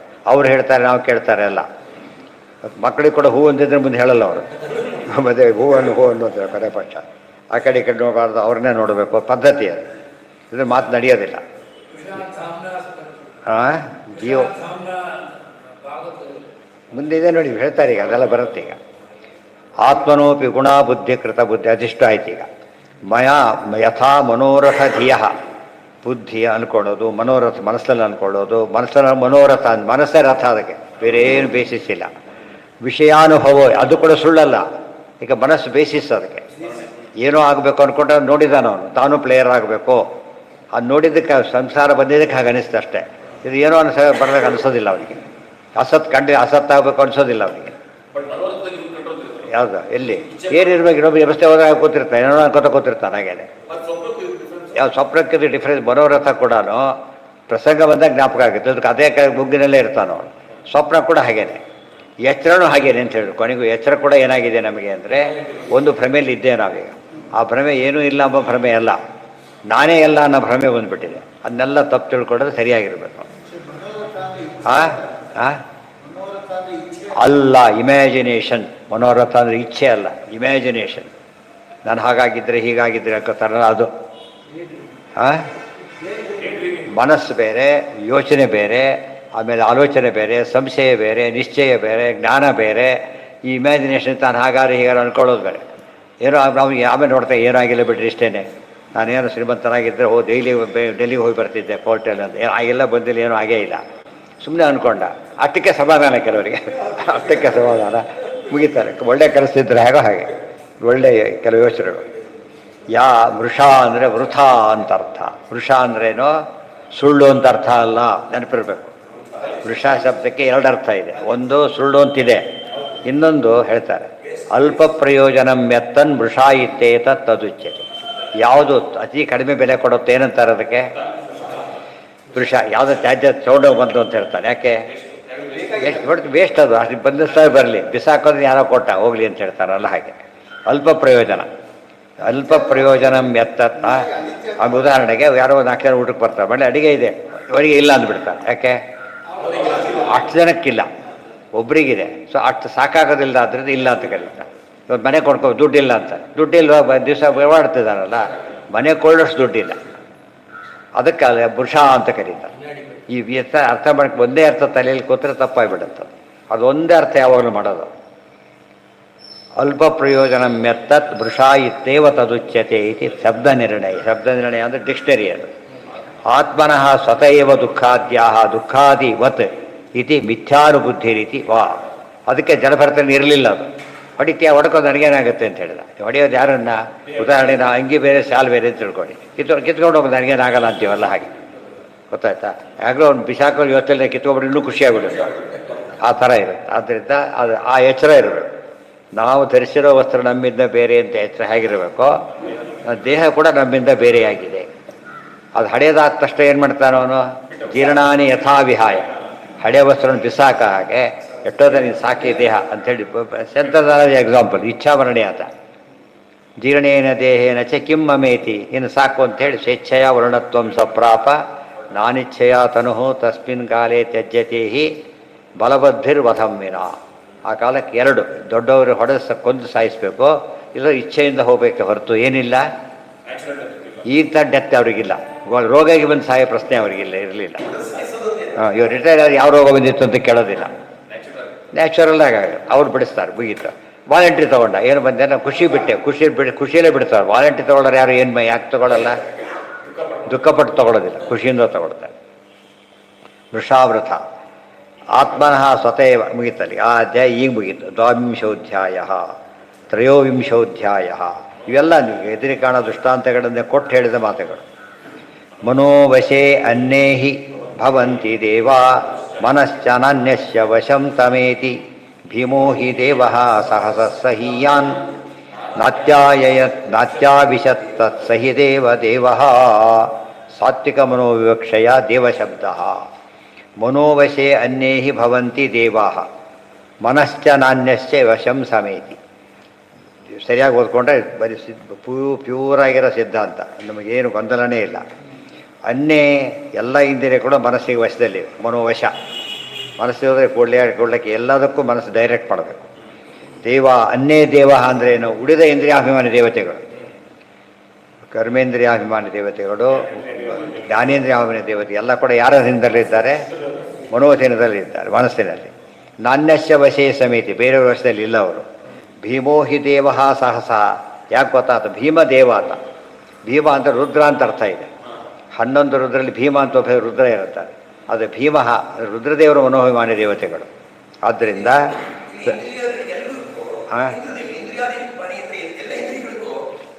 ಕ್ಯಾಪ್ಟನ್ ಅದು ಬೇರೆ. ಇಂದ್ರಿಯಗಳಿಗೆ ಕರ್ಮೇಂದ್ರಿಯಕ್ಕೆ ಬೇರೆ, ದೇಹಕ್ಕೆ ಬೇರೆ, ಮತ್ತು ಎಲ್ಲರಿಗೂ ಕಾಮನ್ ಪ್ರಾಣದೇವರು. ಗೊತ್ತಾಯ್ತಾ? ಇವಿಂಗ್ ಬೇರೆ ಆವಿಂಗ್ ಬೇರೆ ಅಂತ ಹೇಳೋದಿಲ್ಲ. ಭೀಮೋ ಹಿ ದೇವ ಸಹಸ ಸಹೀಯಾನ್ ನಾತ್ಯಾವಿಶತ್ ತತ್ ಸಹಿ ದೇವದೇವ. ಅವ್ರು ಯಾರು ಉಳಿದವರು ಕಟ್ಟೋಡಿ ಬರೋದಿಲ್ಲ. ದೇವದೇವ ಅಂದ್ರೇನು? ಉಳಿದ ತತ್ವಾಭಿಮಾನಿ ದೇವತೆಗಳಿಗೆ ದೊಡ್ಡ ದೇವ ಇವರು. ಗೊತ್ತಾ? ಅವರಿಗೆಲ್ಲ ನಿಯಮ, ಅವ್ರ ಮೇಲೆ ಪ್ರಾಣದೇವರಿದ್ದಾರೆ, ಅವ್ರ ಮೇಲೆ ದೇವರಿದ್ದಾರೆ. ವ್ಯವಸ್ಥೆ ಇದು. ನಮ್ಮ ದೇಹದ ಒಂದು ಆಫೀಸ್ ಆದರೆ ಅದು ವ್ಯವಸ್ಥೆ ಇದೆ. ಇದೆಲ್ಲ ದೇವ ಅಂತ ಕರೆದು ಬಿಟ್ರಲ್ಲ ಅಂದರೆ ಸಾತ್ವಿಕ ಮನಸ್ಸಿಗೆ ದೇವ, ಕೆಟ್ಟ ಮನಸ್ಸಿಗೆ ದೈತ್ಯರು. ಕಂಟ್ರೋಲ್ ಇವ್ರದಾರು ಕೂಡ ದೈತ್ಯರ ವ್ಯವಸ್ಥೆ. ತಂ ದುರ್ಜಯಂ ಶತ್ರು ಸ್ವಾಸಹ್ಯ ವೇಗಂ ಅರುಂತುದನ್ನ ನ ವಿಜಿತ್ಯ ಕೇಚಿತ್ ಕುರ್ವಂತಿ ಅಸದ್ವಿಗ್ರಹ ಮಾತ್ರ ಮರ್ತ್ಯೈ ಮಿತ್ರೈರುದಾಸೀನ ರಿಪುಮ್ಯ ಮೂಢಾಹ. ಜನ ಎಲ್ಲ ಏನು ಮಾಡ್ತಾರೆ, ಅವನು ಹಾಗೆ ಇವನು ಏನೋ ಇವ್ನಿಗೆ ಸೆಟ್ ಮಾಡಕ್ಕೆ ಹೋಗ್ತಾರೆ. ಇಲ್ಲಿ ಪ್ರಾಬ್ಲಮ್ ಇರೋದೆಲ್ಲಿ ತಮ್ಮ ಮನಸ್ಸಿನಲ್ಲಿ ಪ್ರಾಬ್ಲಮ್ ಇರೋದು. ಇವನು ಎಲ್ಲಿ ಸೋತಿರೋದೀಗ ಮನಸ್ಸನ್ನು ಸೋತುಬಿಟ್ಟಿದ್ದಾನೆ, ಯಾರ ಮೇಲೂ ಹಾಕ್ತಾ ಇದ್ದಾರೆ ಅದು. ಅದಕ್ಕೆ ಮನಸ್ಸು ಹತೋಟಿಯಲ್ಲಿದ್ದರೆ ಎಂದೂ ಡಿಸ್ಟರ್ಬೆನ್ಸ್ ಬರೋದಿಲ್ಲ. ಗೊತ್ತಾಯ್ತಾ? ಯಾರೋ ಬೈದರು, ತಪ್ಪು ಮಾಡಿದ್ದ ಬೈದರು, ತಿದ್ಕೊಂಡ್ಬಿಟ್ಟ, ನೋವೆರಿ. ತಪ್ಪು ಮಾಡ್ದಿದ್ದ ಬೈದರು, ಬಿಡು ನಾನು ಮಾಡೇ ಇಲ್ಲ ಆದ್ದರಿಂದ ನಾನು ನಾಟ್ ಅಪ್ಲಿಕಬಲ್ ಅಂತ ಬಿಟ್ಟುಬಿಟ್ಟ ಅಷ್ಟೇ. ಹೀಗಾಗಿ ತಕ್ಷಣ ಬರುತ್ತೆ, ಅದೆಲ್ಲ ಯಾವಾಗ ಬರುತ್ತೆ, ಅನುಭವದಲ್ಲೇ ಬರುತ್ತೆ. ನಮ್ಗೆ ಎಲ್ಲದರಲ್ಲೂ ಬರೋದೇ ಬರುತ್ತಾನೆ ಇದ್ದೀರಿ. ಕೆಲವು ವಿಷಯ ಬಂದುಬಿಟ್ಟಿದೆ ನಮಗೀಗ. ಬಸ್ ಹಿಡಿದ್ಮೇಲೆ ಏನು ಆ ಕಡೆ ನೋಡ್ಕೊಂಡು ಹೋಗ್ಬಿಡ್ತಾನೆ ಆ ಕಡೆ. ಯಾಕೆ ಮತ್ತು ಬಸ್ಸು ನಂದು ಬಿಡ್ಲ ಅಂತ ಅನ್ಸೋದೇ ಇಲ್ಲ, ಅಭ್ಯಾಸ ಆಗೋಗ್ಬಿಟ್ಟಿದ್ದಾರೆ. ಇಲ್ಲಿ ಹಾಗಲ್ಲ, ಅಭ್ಯಾಸ ಮಾಡ್ತಿರ್ಬೇಕು. ಜ್ಞಾನಿಗಳಿಗೆ ಅದು ಹೇಗೋ ಇದು ಹಾಗೆ, ಅದನ್ನು ಬಿಡೋದು ಹಾಗೆ ಇದನ್ನು ಬಿಡೋದು ಹಾಗೆ. ಅವರಿಗೆ ಬಂದರೆ ನಡಿ ಹೋಗೋಣ ಅಂತ ಹೇಳ್ತಾರೆ. ಯೋಚನೆ ಮಾಡೋಕ್ಕೆ ಹೋಗೋದಿಲ್ಲ, ವೃಥ. ದೊಡ್ಡವ್ರು ಹೇಳ್ತಾರೆ ಮಗು ಕೊಡೋದಿಲ್ಲ ಅಂತ ಹೇಳಿದಾಗ ಯಾರ್ದೋ ಮನೆಗೆ ಆಡ್ತಾ ಇರ್ತಾರೆ, ಹೌದಾ, ಸೈಕಲ್ ಆಡ್ತಿರ್ತಾರೆ, ವಾಪಸ್ ಹೋಗ್ಬೇಕೀಗ, ಸೈಕಲ್ ಬೇಕು ಅನ್ನೋದು. ನಮ್ಮದಲ್ಲಿ ಅವ್ರು ಕೊಟ್ಬಿಟ್ಟು ಮನೆ ಬೇರೆ ಕೊಡಿಸ್ತೀನಿ ಬಾ ಅಂತ ಹೇಳಿ, ಇವ್ರು ತೊಗೊಂಡೋಗೋದು ಹೇಳೋದಿಲ್ಲ. ಇದು ಓಡಾಡಿ ತೊಗೊಂಡು ಅಂತ ಹೇಳಿದ್ರೆ ಪಜಿತಿ ಆಗುತ್ತೆ. ಅಂದರೆ ಅವನು ವಿವೇಕ ಇದೆ, ವಿವೇಕ ಇಲ್ಲ. ತಂದೆಗೆ ವಿವೇಕ ಇದೆ, ಮಗು ವಿವೇಕ ಇಲ್ಲ. ಆ ಥರ ಮನಸ್ಸಿಗೆ ಕಂಟ್ರೋಲ್ ಇತ್ತು ಅಂದರೆ ಸಮಸ್ಯೆ ಬರೋದಿಲ್ಲ. ನಮಗೆ ಎಲ್ಲೂ ಆ ರೀತಿ ಭಾವನೆ ಬರದೇ ಹೋಗಿದ್ರೆ ಮನುಷ್ಯ ಬದುಕಲಿಕ್ಕೆ ಆಗ್ತಿರಲಿಲ್ಲ. ಹೊತ್ತು ತಟ್ಟೆ ಬಂದು ಕೂತ್ಕೊಂಡು ಅವೇ ಎದ್ದೋದ, ಎಲ್ಲ ಕಷ್ಟಪಟ್ಟು ಹಾಕ್ಕೊಂಡು ಅವ್ರು ಬಿಟ್ಟು ಎದ್ದೋಗ್ಬಿಟ್ಟು ಆ ಕಡೆಗೆ ದುಃಖ ಪಡ್ತಾರೆ. ಹೋಗ್ಬೇಕಾದ್ರೆ ತೊಗೊಂಡು ಹೋಗಿ ದುಃಖ ಪಡ್ತಾರೆ. ದಯವಿಟ್ಟು ಎಲ್ಲೇ ತೊಗೊಂಡು ಹೋಗಿ ಅದು ಸಿಟ್ಟು ಬಂದ್ಬಿಡುತ್ತೆ. ಕೆಲವನ್ನ ಬಿಟ್ಟವರು ಸಿಟ್ಟು ಬರೋದು, ಅದೆಲ್ಲ ಅರ್ಥ ಆಗ್ಬಿಟ್ಟಿದೆ ಅವರಿಗೆಲ್ಲ ಕೂಡ. ಆ ರೀತಿ ಶಾಸ್ತ್ರಕ್ಕೆ ಬರಬೇಕು. ಆ ರೀತಿ ಶಾಸ್ತ್ರಕ್ಕೆ ಬಂದಾಗ ಅದು ರಿಯಲ್ ಲೈಫ್ ಅಂತ. ಅದು ಸಾತ್ವಿಕ ಮನೋವಿಷಯ ವಿವಕ್ಷಯ ದೇವಶಬ್ದ ತಂ ದುರ್ಜಯಂ ಶತ್ರುಮಸಹ್ಯ ವೇಗಂ. ಅದರಿಂದ ಇಂಥ ವ್ಯಕ್ತಿನ ಕಂಟ್ರೋಲ್ ಮಾಡ್ದೇನೆ, ಅದೇ ಪ್ರಹ್ಲಾದ ಹೇಳಿದ್ದು. ಎಷ್ಟೊತ್ತು ಕೂಗಾಡ್ತೀಯಪ್ಪ ಹಾಗೆಲ್ಲ ಅವರಿವರು ಅಂತ ಹೇಳಿ. ನಿನ್ನೆ ಗೆದ್ದಿಲ್ಲ ನೀನೀಗ, ನೀವು ಡೈರೆಕ್ಟ್ ಹೇಳ್ತಾರೆ ಪ್ರಹ್ಲಾದ ಮಾತಾಡ. 10 ದಿಕ್ಕಿಗೆ ಗೆದ್ದಿರ್ಬೋದು, ಮನಸ್ಸೇ ಗೆದ್ದಿಲ್ಲ, ಏನು ಗೆದ್ದಾಗೈತೆ ನೀನು ಅಂತ ಕೇಳ್ತಾರೆ. ಅದೇ ಮಾತು ಹೇಳ್ತಾರೆ, ಯಾರ ಮೇಲೂ ಹಾಕಬೇಡ, ನಿನ್ನ ಮೇಲೆ ಹಾಕೋ ಫಸ್ಟ್. ಅದಕ್ಕೆ ರಾಮದೇವ್ರ ಕೈಕೇಯಿ ದಶರಥ ಸ್ವಲ್ಪ ಇದಾಕೋತಿದ್ದು ಕಂಡು ಫಸ್ಟ್ ಕೇಳೋದು ಯಾರು ಗೊತ್ತಾ? ಅಮ್ಮ ನನ್ನಿಂದ ತಪ್ಪಾಯ್ತು ಅಂತ ಫಸ್ಟ್ ಕೇಳಿ ಶುರು ಮಾಡಿದ್ದು. ಹಾಗೆ ಅಲ್ಲಿಂದ ನಾ ಅನ್ನೋ ಬೇರೆ ಯಾರ ಮೇಲೆ ಹಾಕ್ತಾ ಹಾಕ್ತಾ ನಮ್ಮಲ್ಲಿ ಬರೋದೇ ಇಲ್ಲ. ಅದು ಬರಬೇಕಾದ್ರೆ ಕೊನೆಗಾರ ಕೊನೆಗೂ ಬರೋದಿಲ್ಲ. ಕೊನೆಗೆ ನೀನು ಮಾಡಿದೆ ಅಂತ ಕೇಳ್ದ. ಇಲ್ಲಿಂದ ಶುರು ಮಾಡಿ ಅಲ್ಲಿಗೆ ಹೇಳ್ತಾರೆ. ತಪ್ಪು ಯಾವಾಗಲೂ ಎಲ್ಲಿಂದ ಹುಡುಕ್ಬೇಕಂದ್ರೆ ನಮ್ಮಿಂದ ಸ್ಟಾರ್ಟ್ ಆಗಬೇಕು. ಸರಿ ಅಲ್ಲಿಂದ ಸ್ಟಾರ್ಟ್ ಆಗಬೇಕು. ಸರಿ ಇನ್ನೊಬ್ಬರಿಂದ ಕಾಣಬೇಕು, ತಪ್ಪನ್ನು ನಮ್ಮಲ್ಲಿ ಕಾಣಬೇಕು ಅಂತ ಹೇಳ್ತಾರೆ. ಯಾಕೆ ತಪ್ಪನ್ನು ಕಾಣಬೇಕು ಅಂದರೆ, ಯಾರೋ ಒಂದು ಪಾಠ ಒಪ್ಪಿಸ್ತಾರೆ ಅಂತ ತಿಳ್ಕೊಂಡು ಯಾರ ಮುಂದೆ ಒಪ್ಪಿಸೋದಿಲ್ಲ. ಯಾರ ಮುಂದೆ ಒಪ್ಪಿಸ್ತಾರೆ? ತಿಳಿದವ್ರಿಂದ ಒಪ್ಪಿಸ್ತಾರೆ. ಯಾತಕ್ಕೆ? ಅವ್ರು ಸರಿ ಅಂದರೆ ಖುಷಿ ಆಗ್ತದೆ, ತಪ್ಪು ಅಂದರೆ ತಿದ್ಕೊಳ್ಳೋಕೆ ಬರೋದು. ಅವ್ರು ತಪ್ಪು ಅಂತೇಳಿ ಸಿಟ್ಟು ಬರಲ್ಲ ಅವ್ರ ಮೇಲೆ. ಗೈಡೆನ್ಸ್ ಅಂತ ತಿಳ್ಕೊತಾನೆ. ಆ ರೀತಿ ತಿಳ್ಕೊಂಡ್ರೆ ಅದು ಜ್ಞಾನ. ಏನು ಹೇಳಿದ್ದೆಲ್ಲ ಸರಿ ಅಂತ ಒಪ್ಕೊಂಡ್ರೆ ಪರೀಕ್ಷೆ ಕೊಡಬೇಕು. ಅವ್ರು ಸರಿ ಅಂತ ಹಠ ಇದ್ದರೆ ಪರೀಕ್ಷೆ ಕೊಡಬೇಕಾಗಿಲ್ಲ. ಆ ಭ್ರಮೆಯಲ್ಲೇ ಸಾಯ್ತಾನಷ್ಟೆ. ತುಂಬ ಜನಕ್ಕೆ ಆ ಭಾವನೆ ಇರುತ್ತೆ, ಮಾಡಿ ಸರಿಯೋ ತಪ್ಪು ಅಂತ ಕೇಳೋದಕ್ಕೆ ಇಷ್ಟಪಡ್ತಾರೆ. ಎಷ್ಟು ಪಾಠ ಅರ್ಥ ಆಯ್ತಾ ಅಂತ ಕೇಳೋ ಉದ್ದೇಶ ಇರುತ್ತೆ. ವಿಷಯ ಗೊತ್ತಿದ್ದು ನಿಮಗೆ ಅರ್ಥ ಆಯ್ತಾ, ಈಗ ಏನೋ ಸಮಸ್ಯೆ ಇದೆಯಾ, ಇದ್ದರೆ ಮತ್ತೆ ಸಾಲ್ವ್ ಮಾಡಬೇಕದು. ತಾಮಸ ಮನೋವಿವಕ್ಷಯ ಶತ್ರು ಶಬ್ದ. ಮನಸ್ಸನ್ನು ಹಿಂದೆ ದೇವ ಅಂತ ಕರೆದ್ರು, ಇಲ್ಲಿ ಶತ್ರು ಅಂತ ಕರೆದ್ರು. ದೇವ ಅಂತ ಯಾತಕ್ಕೆ ಕರೆದ್ರು? ಒಳ್ಳೆ ಮನಸ್ಸನ್ನು. ಕೆಟ್ಟ ಮನಸ್ಸನ್ನು ಶತ್ರು ಅಂತ ಕರೆದ್ರು. ಇದೇ ಭಗವದ್ಗೀತೆಯಲ್ಲಿ ಬಂದಿರೋದು. ಒಂದರಾತ್ಮ ಆತ್ಮನಸ್ತಸ್ಯ ಏನಾತ್ಮೈವ ಆತ್ಮನಾಜಿತ ಅನಾತ್ಮನಸ್ತು ಶತ್ರುತ್ವೇ ವರ್ತೇತ್ ಆತ್ಮೈವ ಶತ್ರು. ಗೊತ್ತಾಯ್ತಾ? ಯಾವಾಗ ನಮಗೆ ಮನಸ್ಸು ಮಿಸ್ಗೈಡ್ ಮಾಡ್ತದೋ ಅದು ಶತ್ರು. ಸರಿಯಾದ ಗೈಡೆನ್ಸ್ ಕೊಟ್ಟು ಅದೇ ಮಿತ್ರ. ನಮಗೆ ಅತ್ಯಂತ ಕ್ಲೋಸ್ ಫ್ರೆಂಡ್ ಅಂದರೆ ಮನಸ್ಸು, ಕ್ಲೋಸ್ ಫೋ ಅಂದರೂ ಕೂಡ ಮನಸ್ಸೇ. ಮನಸ್ಸನ್ನು ಸರಿಯಾಗಿ ಹತೋಟಿ ಇಟ್ಕೊಂಡು ಮಿಸ್ಗೈಡ್ ಮಾಡೋದೇ ಇಲ್ಲ.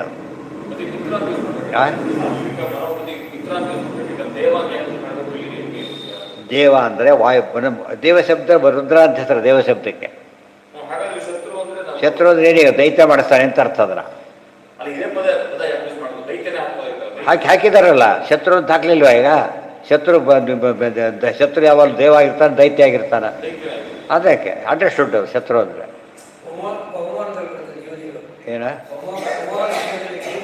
ಹೌದು, ವಾಯುದೇವರನ್ನು ದೇವದೇವ ಅಂತ ವಾಯುಸ್ತುತಿಯಲ್ಲಿ ದೇವದೇವ.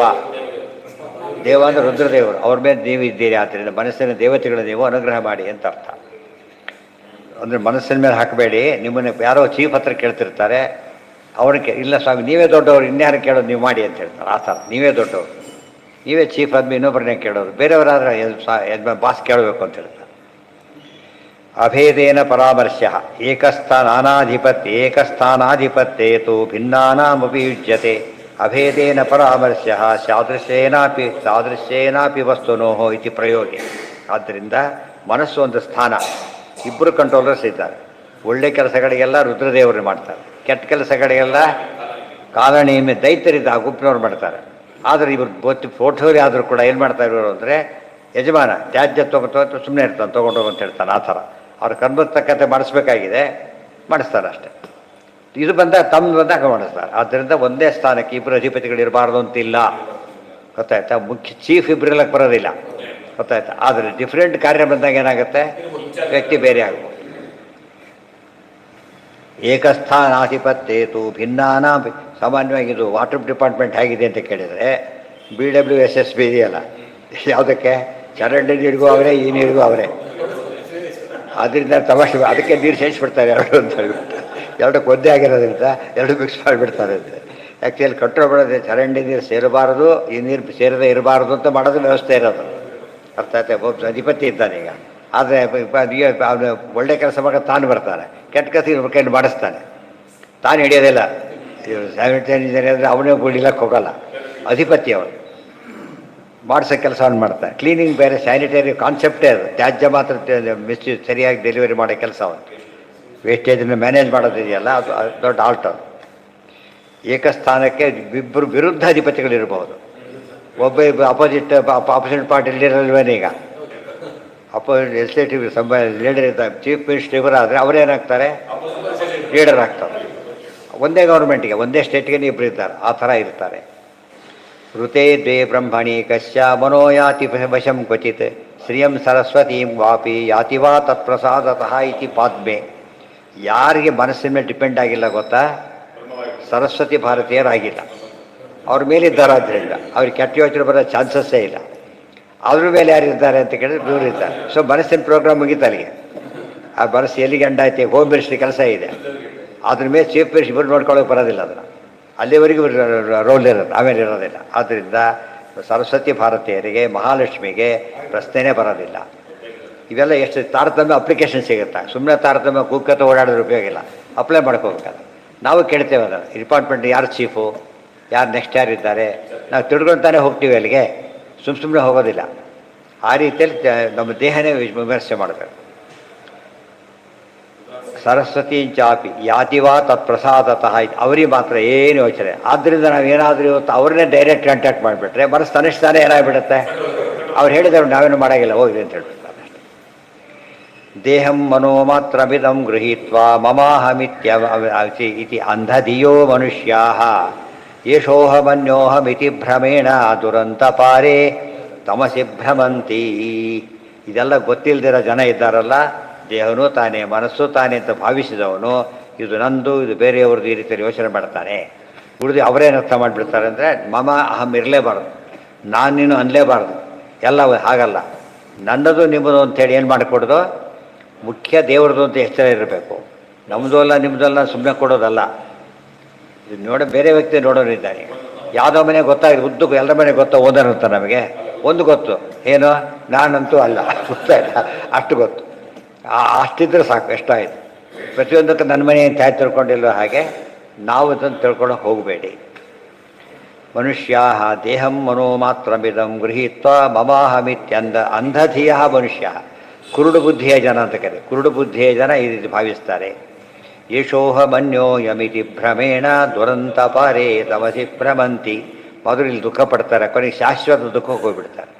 ಇಲ್ಲಿ ಬರೀ ದುಃಖ, ಶಾಶ್ವತ ಯಾವುದೋ ಒಂದು ಚಿಕ್ಕ ಪುಟ್ಟ ಆಯಿತು, ರೋಗ ಬಂತು, ವಾಸಿ ಮಾಡಿಕೊಂಡು ಸರಿ ಹೋಯಿತು, ಆಮೇಲೆ ಮಿತಿ ಮೀರಿದ ಮೇಲೆ ಏನು ಮಾಡೋಕ್ಕಾಗೋದಿಲ್ಲ, ಆಸ್ಪತ್ರೆಗೆ ಸೇರ್ತಾನಲ್ಲ ಹಾಗೆ ಇವನು ಹೀಗೆ ನರಕಕ್ಕೆ ಹೋಗ್ತಾನೆ, ಮುಂದೆ ತಮಸ್ಸಿಗೆ ಹೋಗಿಬಿಡ್ತಾನೆ. ಅಭಿಮಾನ ಮಾತ್ರೇಣ ಇವ ಜೀವಸ್ಯ ದೇಹೇನ ಸಂಬಂಧ ಐತಿ ಮನೋ ಮಾತ್ರ. ಮನಸ್ಸು ಮಾತ್ರ ಅಂದರೆ ಏನರ್ಥ, ಅಭಿಮಾನವೇ ಸಂಸಾರದ ಮೂಲಭೂತವಾದ ಕಾನ್ಸೆಪ್ಟ್. ಮನಸ ನಿರ್ಮಾಣ ಮಿತಿ, ಮನಸ್ಸಲ್ಲೇ ಅಂದ್ಕೊಳ್ಳೋದು. ಅಹಮನ್ಯ ಇತ್ಯಪಿ ದೇಹ ಮಾತ್ರೇ ಮನ್ಯಂತೆ, ದೇಹವನ್ನೇ ತಾನು ಅಂತ ತಿಳಿಯೋದು, ಇನ್ನೊಬ್ಬರ ದೇಹವನ್ನು ಅವರು ಅಂತ ತಿಳಿಯೋದು, ಎರಡೂ ಸರಿಯಲ್ಲ. ದೇಹ ಮಾತ್ರ ಸ್ವಮಾತ್ಮಾನಂ ಯಃ ಪರಶ್ಚಾಭಿಪಶ್ಯತಿ ಅಂಧೇ ತಮಸಿ ಮಗ್ನಶ್ಚ ನೋತ್ತಾರಸ್ತಸ್ಯ ಕುತ್ರಶ್ಚಿತ್ತಿಚ. ನೋಡಿ, ಗಂಧ ತಮಸಿಗೆ ಹೋಗ್ತಾರೆ, ವಾಪಸ್ ಬರೋದಿಲ್ಲ. ಅನಾವೃತ್ತಿ ಶಬ್ದ ಅನಾವೃತ್ತಿ ಶಬ್ದ. ಅವ್ರು ಒಳ್ಳೇದಕ್ಕೆ ಹೋಗಿ ವಾಪಸ್ ಬರೋದಿಲ್ಲ, ಅವ್ರು ಕೆಟ್ಟದ್ದಕ್ಕೆ ಹೋಗಿ ವಾಪಸ್ ಬರೋದಿಲ್ಲ. ಜನೋಶ್ಚ ಹೇತು ಸುಖ ದುಃಖಯೋಶ್ಚೇತ್ ಕಿಮಾತ್ಮನಶ್ಚಾತ್ರ ಹಿ ಭೌಮಯೋಸ್ತತ್ ಜಿಹ್ವಾಂ ಕ್ವಚಿತ್ ದಂಸ್ಯತಿ ಸ್ವದದ್ಭಿ ತದ್ವೇದನಾಯಾಂ ಕಥಮಾಯ ಕುಪ್ಪೇತ್. ಇದೆಲ್ಲ ಭಿಕ್ಷುಗೀತ ಅಂತ ಬರುತ್ತೆ, ಅಲ್ಲಿ ಬರೋ ಮಾತುಗಳಿವೆಲ್ಲ ಕೊಡಿ ಅದು ಹೇಳ್ಕೊತಾರೆ. ಮೊದಲು ಏನಾಗಿದ್ದ ಭಿಕ್ಷು, ಭಾರಿ ಶ್ರೀಮಂತ, ಭಾರಿ ಶ್ರೀಮಂತ, ಹೆಂಡ್ರು ಮಕ್ಕಳಿದ್ದಾರೆ, ಎಲ್ಲ ಇದ್ದಾರೆ, ಬಟ್ ಭಾರಿ ಜಿಪುಣ. ಎಷ್ಟು ಲೋಭಿ ಅಂತ ಕೇಳಿದರೆ ಅವರಿವರಿಗೆಲ್ಲ ತನ್ನ ಮನೆಯವರಿಗೂ ಕೊಡ್ತಿದ್ದಿಲ್ಲ, ತಾನು ತಿಂತ ಅಷ್ಟು ಜಿಪುಣ ಅವನು. ಎಷ್ಟು ಬೇಜಾರಾಗಿತ್ತು ಅವನಿಗೆ ಕಂಡ ಅಂತ ಕೇಳಿ ಮನೆಯವರಿಗೆ ಅಸಹ್ಯ ಬಂದೋಗಿಲ್ಲ, ಆ ಸ್ಥಿತಿ ಬಂದೋಗಿತ್ತು. ಏನೋ ಕೊಡೋ ಎಲ್ಲ ಕೂಡಿಟ್ಟು ಬರೀ ಅಕೌಂಟ್ ಪಾಸ್ಬುಕ್ ನೋಡಿ ಸಂತೋಷ ಪಡೋದೇ ಹೊರತು ಇನ್ನು ಇಲ್ಲೇ ಇಲ್ಲ. ಕೊನೆಗೆ ಒಂದು ಕಾಲ ಬಂತು, ರಾಜ ಬಂದ, ಟ್ಯಾಕ್ಸ್ ಹಾಕಿದ, ಕಿತ್ಕೊಂಡ, ಕಳ್ಳರು ಬಂದರು, ಒಯ್ದರು, ಮನೆಯವರು ಹೊರಗೆ ಹಾಕಿಬಿಟ್ರು, ಬೇಜಾರಾಗಿ ಹೋಗ್ಬಿಟ್ಟು ಎಲ್ಲ ಕಳ್ಕೊಂಡು ಬೀದಿ ಪಾಲಾದ. ಕೊನೆಗೆ ಬದುಕೋದೇ ಕಷ್ಟ ಆಗೋಯ್ತು. ಏನೋ ಕಷ್ಟಪಡ್ತಿರು, ಯಾರು ಭಿಕ್ಷೆ ಕೂಡ ಹಾಕ್ತಾ ಇಲ್ಲ, ಅವ್ರು ಎಲ್ಲ ಪರಿಚಯದ ವ್ಯಕ್ತಿ ಅವನು, ಯಾರಿಗೂ ಒಟ್ಟು ಯಾವ ಕೊಡೋದು ಬೇಡ, ಸುಮ್ಮನೆ ಆಗಿಬಿಟ್ರು. ಕೊನೆಗೆ ಏನೋ ಕಷ್ಟಪಟ್ಟು ತಿಲ್ಲಕ್ಕೆ ಬಂದೆ, ಅವನೊಂದು ಉಗುಳಿಬಿಟ್ಟ ಅದ್ರಲ್ಲಿ, ಇನ್ನೊಬ್ರು ಯಾರೋ ಮೂತ್ರ ಮಾಡಿಬಿಟ್ಟ. ಅದು ಕ್ಲೈಮ್ಯಾಕ್ಸ್ ಗೊತ್ತಿತ್ತು, ತಿನ್ನೋ ಚಾನ್ಸೇ ಜಾಸ್ತಿ ಬಂದ್ಬಿಟ್ಟು ಹೇಳ್ತಾರೆ. ಈಗ ಅವ್ನು ಪೂರ್ತಿ ಚೇಂಜ್ ಆಗಿಬಿಡ್ತಾರೆ. ಚೇಂಜ್ ಆಗಿ ನನ್ನ ಸ್ಥಿತಿ ನೋಡಿ ತಿಳ್ಕೊಳ್ಳಿ ಅಂತ ಹೇಳ್ತಾರೆ. ಗೊತ್ತಾಯ್ತಾ, ನೋಡಿ ನಾನು ಏನೋ ಹೇಗಾಗಿದ್ದೇನೆ, ಈಗ ಯಾರ ಮೇಲೂ ತಪ್ಪು ಹಾಕಲ್ಲ, ನಂದೇ ತಪ್ಪಿದ್ದು. ನಾನು ಇದ್ದಾಗ ಸರಿಯಾಗಿ ಕೊಟ್ಟಿದ್ರೆ ಇವತ್ತು ಎಷ್ಟು ಜನ ಬರ್ತಿದ್ರು ಸಹಾಯಕ್ಕೆ, ಯಾರೂ ಬರಲಿಲ್ಲ, ಯಾಕೆ ನಾನು ತಪ್ಪು ಮಾಡ್ಕೊಂಡೆ ಅಂತ ಹೇಳ್ತಾ ಅಲ್ಲಿ ಇದೆಲ್ಲ ಹೇಳ್ತಾ ಬರ್ತಾನೆ. ನಮ್ಮ ಕೆಲವು ಸತ್ಯ ನಮಗೆ ಆಗ ಅನ್ಯಾಯ ಹೇಗೆ ತಡ್ಕೋಬೇಕು ಅಂತ ಕೇಳಿದರೆ ದೃಷ್ಟಾಂತ ಇದೆ. ಜಿಹ್ವಾಂ ಕದಾಚಿತ್ ದಶತೋ ಸ್ವದದ್ಭಿ. ಮಾತಾಡ್ತಾ ನಾಲಿಗೆ ಕಚ್ಕೊಂಡ್ಬಿಡ್ತಾರೆ. ಸಿಕ್ಕಾಪಟ್ಟಿ ನೋವಾಗಿದೆ, ಯಾರು ಹೊಡಿಬೇಕು, ನಾಲಿಗೆ ಹೊಡಿಬೇಕು, ಹಲ್ಲು ಹೊಡಿಬೇಕು, ಅವಳಿಗೆ ಹಲ್ಲು ಹೊಡಿಯೋಕ್ಕಾಗ ತನ್ನನ್ನು ತಾನೇ ಬರ್ಕೊಂಡ್ಬಿಡ್ತಾರೆ. ಆ ರೀತಿ ತಡ್ಕೊಳ್ಳೋದು ಅಭ್ಯಾಸ ಮಾಡಿಸ್ತಾರೆ. ಇನ್ನೊಬ್ಬರು ಅನ್ಯಾಯ ಮಾಡಿದರೆ ನಮಗೆ ತಡ್ಕೊಳ್ಳೋಕೆ ಬರೋದಿಲ್ಲ ಅಂತೀವಲ್ಲ, ಇಲ್ಲಿ ತನ್ನೆ ರಕ್ತ ಬರೋದು ಕೆಲವು ಸಲ ಇಷ್ಟಾರು ತಡ್ಕೋತಾರೆ. ಆ ಹಲ್ಲು ಹೊಡಿಲಿಕ್ಕಾಗಲಿ ಅದಕ್ಕಾಗಿ ಹೋಗೋದಿಲ್ಲ, ಅಷ್ಟು ವಿವೇಕ ಇದೆ ಅವನಿಗೆ. ಆ ರೀತಿ ಅರ್ಥ ಮಾಡಿಕೊಂಡ್ರೆ ಸಮಸ್ಯೆ ಪರಿಹಾರ ಆಗುತ್ತೆ. ಉಳಿದವರು ಮಾಡಿದ ತಪ್ಪನ್ನು ಎಲ್ಲಿ ಹುಡುಕ್ಬೇಕು ನಾವೀಗ? ನಾನೇ ತಪ್ಪು ಮಾಡಿದೆ, ಅದಕ್ಕೆ ಊಟ ಮಾಡೋಕೆ ಮಾತಾಡಬಾರ್ದು ಅಂತ ಹೇಳ್ತೇವೆ. ಅದಕ್ಕೆ ಗೊತ್ತಾ, ನಾಲಿಗೆ ಹಚ್ಕೊಂಡ್ಬಿಡ್ತೀರಿ, ಸಿಕ್ಕಾಬಟ್ಟೆ ಹಸಿವು ಬೇರೆ ಆಗಿರುತ್ತೆ ನಿಮಗೆ, ತಿಂದುಬಿಡ್ತೀರಿ, ನಾಲಿಗೆ ಹಚ್ಕೊಂಡ್ಬಿಡ್ತೀರಿ, ಅದಕ್ಕೆ ನಿಧಾನ ಊಟ ಮಾಡಿ ಅಂತ ಹೇಳ್ತಾರೆ, ಮಾತಾಡ್ಕೊಡೋದಾಗ. ಜನೋಶ್ಚ ಹೇತು ಸುಖ ದುಃಖ ಯೋಶ್ಚೇತ್. ಇವರೇ ಆಗಿದ್ದರೆ ಕಿಮಾತ್ಮನಶ್ಚಾತ್ರ ಹಿ ಭೌಮಯೋಸ್ತತೆ ಜಿಹ್ವಾಂ ಕ್ವಚಿತ್ ಸಂದಶತಿ ಸ್ವತದ್ಭಿ. ದತ್ ಅಂದರೆ ಏನದು? ಹಲ್ಲುಗಳು ಅಂತ ಅರ್ಥ. ದತ್ ಅಂತಾಗಿರೋದು, ದಂತಗಳಿಂದ, ದಂತಗಳಿಂದ ತಂದೆ ನಾಲಿಗೆ ಕಚ್ಕೊಂಡಾಗ ತದ್ವೇದನಾಯ, ಸಿಕ್ಕಾಬಟ್ಟಿ ನೋವಾಗುತ್ತೆ. ಕಥಮಾಯ ಕುಪ್ಪೆ, ಯಾರ ಕೋಪ ಮಾಡ್ಕೋತೀರಿ? ನಾಲಿಗೆ ಮೇಲೋ ಹಲ್ಲು ಮೇಲೆ ಯಾರು ಕೋಪ ಮಾಡ್ಕೋತೀರಿ? ಆ ರೀತಿ ತಡ್ಕೊಳ್ಳೋ ಅಭ್ಯಾಸ ಮಾಡಿ ಅಂತ ಹೇಳ್ತಾರೆ. ದುಃಖಶ್ಚ ಹೇತುರ್ ಯದಿ ದೇವತಾಸ್ತು ಕಿಮಾತ್ಮನಸ್ತತ್ರ ವಿಕಾರಯೋಸ್ತತ್ ಯದಂಗ ಸಂಖ್ಯೇನ ವಿಹನ್ಯತೆ ಕ್ವಚಿತ್ ಕೃತೇ ತಕಸ್ಮೈ ಪುರುಷಸ್ವದೇಹೇ. ದುಃಖಶ್ಚ ಹೇತುರ್ ಯದಿ ದೇವತಾ ಅಸ್ತು ಕಿಮಾತ್ಮನಸ್ತತ್ರ ವಿಕಾರಯೋಸ್ತತ್. ಇಲ್ಲ, ದೇವತೆಗಳು ಮಾಡಿದ್ದಾರೆ, ನಮ್ಮ ರೋಡ್ ಇಲ್ಲ ಅಂತ ಆಯ್ತಲ್ಲ. ಈಗ ಒಪ್ಕೊಂಡ್ರೆ ಒಂದು ಸೇನ್ ಪರಿಹಾರ ಆಯ್ತು. ಈಗ ಅಲ್ಲೇನು ಮಾಡಿಕೊಂಡೆ, ಎರಡು ದೃಷ್ಟಾಂತ ಕೊಟ್ಟರು. ಒಂದು ತಾನೇ ಮಾಡ್ಕೊಂಡಿದ್ದು, ತನ್ನಲ್ಲೂ ತನ್ನ ಬಾಲಿಗೆ ಕಚ್ಕೊಂಡ. ಇನ್ನೊಂದು ಏನಾಗಿದೆ ಅಂದರೆ ಆಫೀಸ್ನಲ್ಲಿ ಯಾರೋ ಆ್ಯಕ್ಷನ್ ತೊಗೊಬಿಟ್ಟಿದ್ದಾರೆ ಒಬ್ಬನ ಮೇಲೆ, ಇವನದೇನೋ ರೋಲ್ ಇಲ್ಲ ಅದರೊಳಗೆ. ಯಾರೋ ತಪ್ಪು ಮಾಡಿದ್ರೆ ಶಿಕ್ಷೆ ಕೊಡ್ತಿಷ್ಟು ಇವನೇನು ಮಾಡೋಂಗಿಲ್ಲ, ಸಪೋರ್ಟ್ ಮಾಡಿ ಇವರು ಅಪರಾಧಿ ಆಗ್ತಾರೆ. ನಾನು ಬೇಕಾದವನೇ ಪಾಪ ಏನು ಮಾಡೋದು, ತಪ್ಪು ಮಾಡಿದ್ದಾನೆ, ಸಿಕ್ಕಾಕೊಂಡ ಅಂಥೇಳಿ ಅರ್ಥ ಮಾಡ್ಕೋತಾನಲ್ಲ, ಅರ್ಥ ಮಾಡ್ಕೋತಾನೆ. ಅದಕ್ಕೋಸ್ಕರ ಇನ್ನೊಬ್ಬರದ್ದು ಅಂದರೂ ನಮ್ಗೆ ಅರ್ಥ ಆಗಬೇಕು, ನಮ್ಮದು ಅಂದರೂ ಅರ್ಥ ಆಗಬೇಕು. ನಮ್ಮದು ಅಂದಾಗ ನಾವೇ ಮಾಡಿದ ತಪ್ಪಾದ್ರಿಂದ ಸುಮ್ಮನೆ ಇರಬೇಕು, ಇನ್ನೊಬ್ಬರು ಮಾಡಿ ತಿದ್ಕೊಳ್ಳೋಕೆ ಪ್ರಯತ್ನ ಪಡಬೇಕು, ತಿದ್ಕೋತಾನ ಅದು ಪಾಪ. ಉಳಿದವ್ರು ಮಾಡಿದ ತಪ್ಪನ್ನು ನಮ್ಮ ರೋಡ್ ಇಲ್ಲ, ಆದ್ದರಿಂದ ಏನು ಮಾಡೋಕ್ಕೆ ಬರೋದಿಲ್ಲ. ಆದ್ದರಿಂದ ನಾವು ನೋಡ್ಕೊಂಡು ಅದ್ರ ಬಗ್ಗೆ ಏನು ರೆಸ್ಪಾಂಡು ಅಷ್ಟೇ ಹೊರತು ನಮಗಾದ ರೀತಿ ರೆಸ್ಪಾಂಡ್ ಮಾಡೋಕ್ಕೆ ಬರೋದಿಲ್ಲ. ಪುರುಷ ಸ್ವದೇಹೇ ಅಯೋಗ್ಯ ಕ್ರೋಧಾದಿರ್ ಮನ ಏವ ಕಾರಣ. ಅಯೋಗ್ಯ ಕ್ರೋಧಾದಿಗಳಿಗೆ ಯಾವುದು ಕಾರಣ? ಮನಸ್ಸೇ ಕಾರಣ. ಅವಿಕಾರಾಶ್ಚತೆ ದೇವ. ಅದಕ್ಕೂ ಪರಮಾತ್ಮ ದೃಷ್ಟಾಂತ ಕೊಟ್ಬಿಟ್ಟ.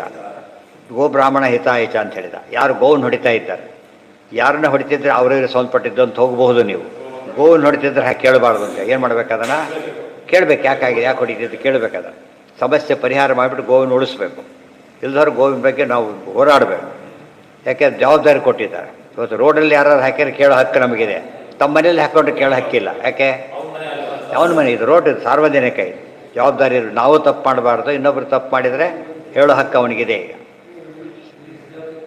ಅವಿಕಾರಾಶ್ಚತೆ ದೇವ ವಿಕಾರ ಇತಿ ಶಬ್ದಿತಾ ಅಭಿಮಾನಾದ್ವಿಕಾರಸ್ಯ ಸ್ವತಃ ಶಕ್ತಾಪಿ ಧ್ರುವಂ. ಅದು ದೇವತೆಗಳನ್ನ ಹಾಕಬಾರ್ದು. ಯಾಕಂದರೆ ಬಂದ ಯಾವುದೋ ಬೇರೆ ಲೆಟ್ರ್ ಕೊಟ್ಟ ಕೆಟ್ಟ ನ್ಯೂಸ್ ಇತ್ತು, ಪೋಸ್ಟ್ ಮ್ಯಾನ್ ಬೈಯಾಗಿಲ್ಲ ನೀವಾಗ. ಯಾತಕ್ಕೆ? ಅವನು ಸ್ವತಂತ್ರ ಅಲ್ಲ, ಅವನು ಸ್ವತಂತ್ರ ಅಲ್ಲ, ಅವನಿಗೆ ಓದಿ ಕೊಟ್ಟಿಲ್ಲ, ಅದು ತಾನೇ ಬರ್ಕೊಂಬಂದಿಟ್ಟು ಕೊಟ್ಟಿಲ್ಲ, ಡೆಲಿವರ್ ಮಾಡ್ತಿದ್ದಾನೆ ಅಷ್ಟೇ. ಆದರೆ ಇವತ್ತು ಏನಾದ್ರು ನಮಗೆ ಬೇರೆ ಅನ್ಯಾಯ ಮಾಡಿದಾಗ ಕಂಡ್ರೆ ಡೆಲಿವರ್ ಮಾಡ್ತಿದ್ದಾರೆ ಅಷ್ಟೇ ಅವರು. ಮುಖ್ಯ ಕಾರಣ ನಮಗೆ ಇವನು ಟ್ಯಾಕ್ಸ್ ಕೊಟ್ಟಿಲ್ಲ ಅಂತ ಇವನು ಅಪರಾಧ ಇದೆ, ಅವನು ಡೆಲಿವರ್ ಮಾಡ್ತಾನೆ ನೋಟಿಸ್ನ ಅಷ್ಟೇ ಹೊರತು ಅವನ ಮೇಲೆ ಆ್ಯಕ್ಷನ್ ತೊಗೊಳಕ್ಕೆ ಬರೋದಿಲ್ಲ. ತತ್ವಾಭಿಮಾನಿ ದೇವತೆಗಳ ಮೇಲೂ ನಾವು ಏನು ಮಾಡಿಕೊಡೋದು, ಆರೋಪ ಮಾಡೋಂಗಿಲ್ಲ. ನಮ್ಮ ಮೇಲೆ ಕೊನೆಗೆ ಎಂಡಾಗ ನಮ್ಮಲ್ಲಿ ಎಂಡಾಗುತ್ತೆ ಹೊರತು ಇನ್ನೊಬ್ರು ಎಂಡ್ ಆಗಬಾರ್ದು.